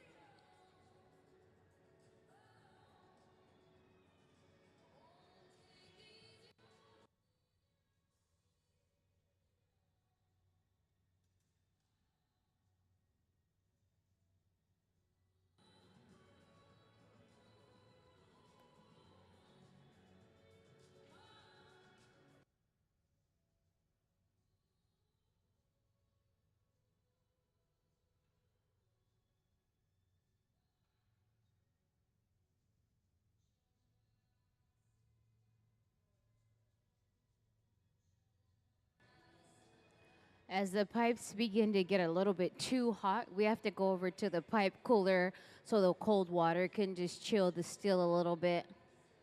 After dipping into that furnace multiple times, it'll get a little warm to touch, a little uncomfortable to touch, so we'll cool it down in the pipe cooler.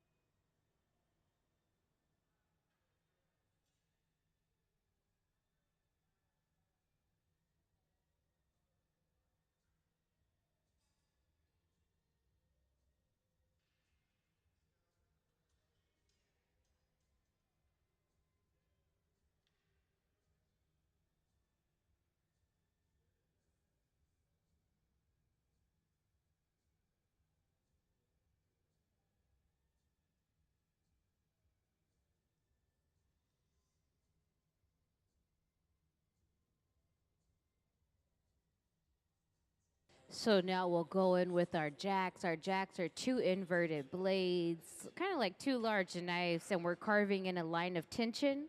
This line is the reference point for the end of the pipe and the beginning of the piece, so it'll help us separate ourselves later. As Sarah blows, John will go and reinforce the shape with his papers, which is folded newspaper, soaked in water, not just dry newspaper.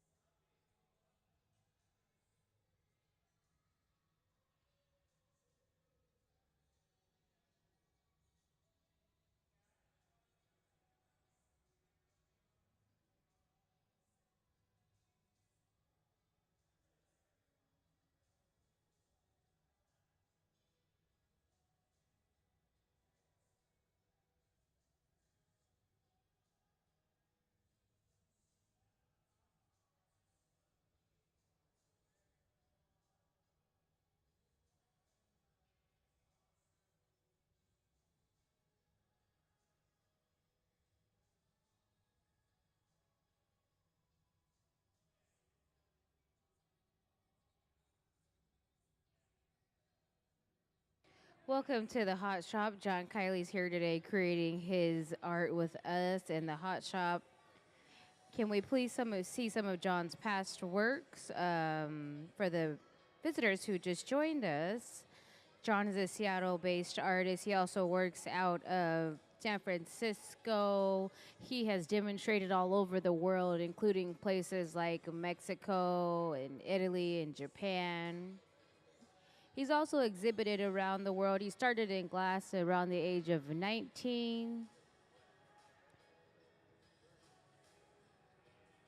A lot of his sculptures are balanced on edge to defy gravity. He uses primary geometric forms as the architecture for his glass sculptures as well. He's been in glass for 32 years. He has pieces on display. When you walk into the Illuminate exhibit on the left is all of his work on the walls also. Can we please see some of John's past works?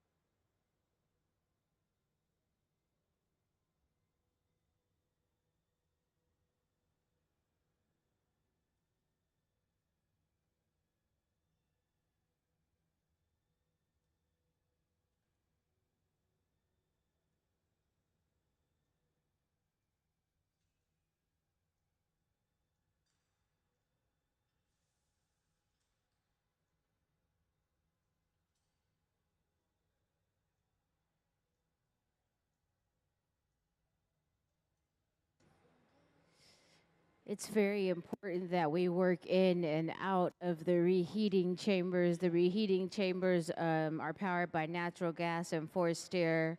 They're about 2,300 degrees on the inside. And they're only used to keep the glass hot, to keep it from, to reheat the glass, to keep it from breaking. Sarah's gonna come over now with this transfer rod. We call it a punty rod in the hot shop. Puntil means to bridge in the Italian language.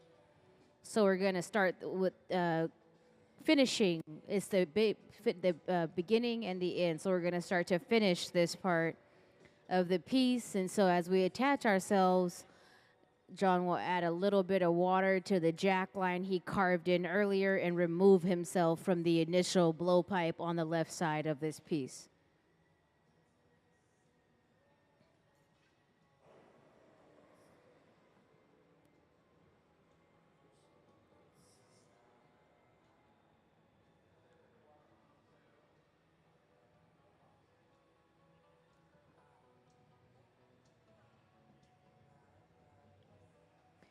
So over here, what Ben is doing is he's using a tungsten rod to drill into the glass. That's because we want it to have an access to the air once we combine it. And so both sides will be open. Gabe's gonna come over with a punty and attach it to this piece here. And so then when we stick it open, we can still blow into the end of the pipe after they're combined.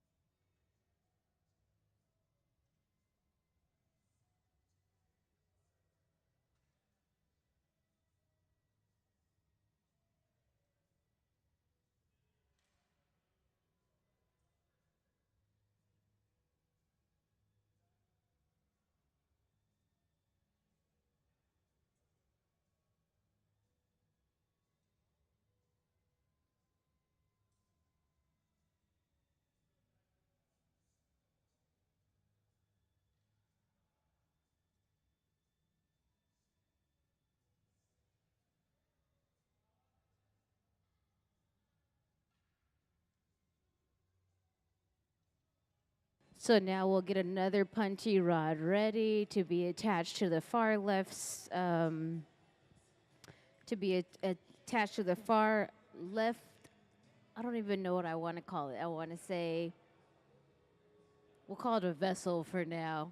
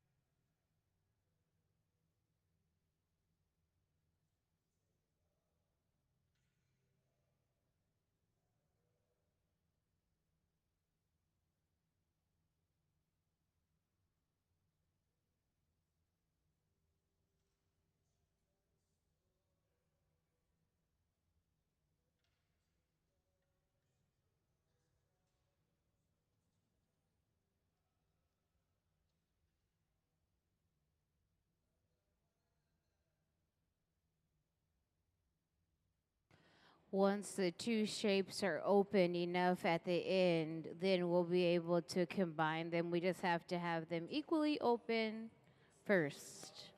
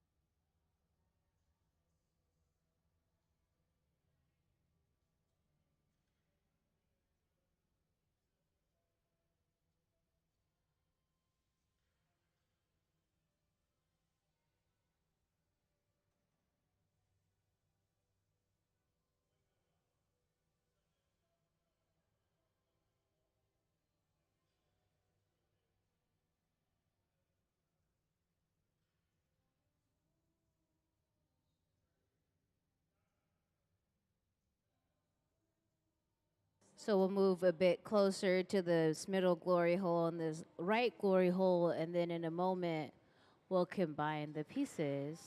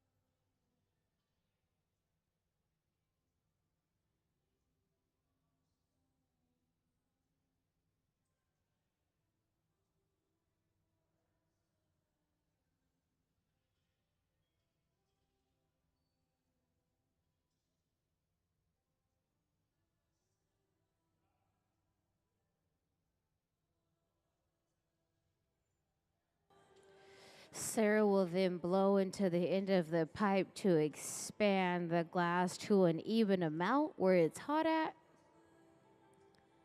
And that is how the sculptures are made in the hot process. The cold working process is a bit different.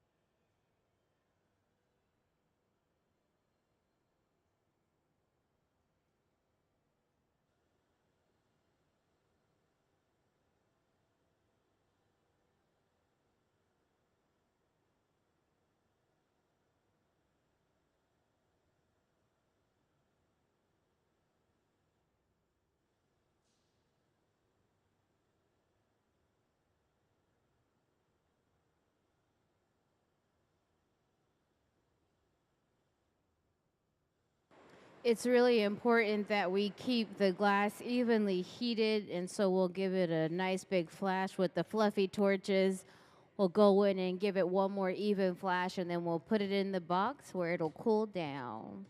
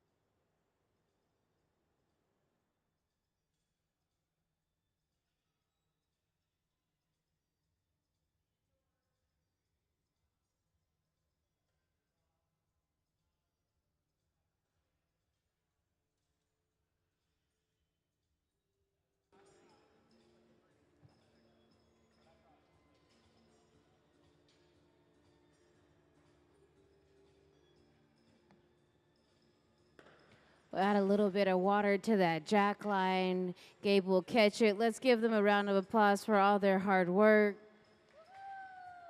And then into the box it will go, where it will slowly cool down over time. All right, let's give them one more round of applause. And thank you guys so much for hanging out with us in the hot shop today. We're done for the day.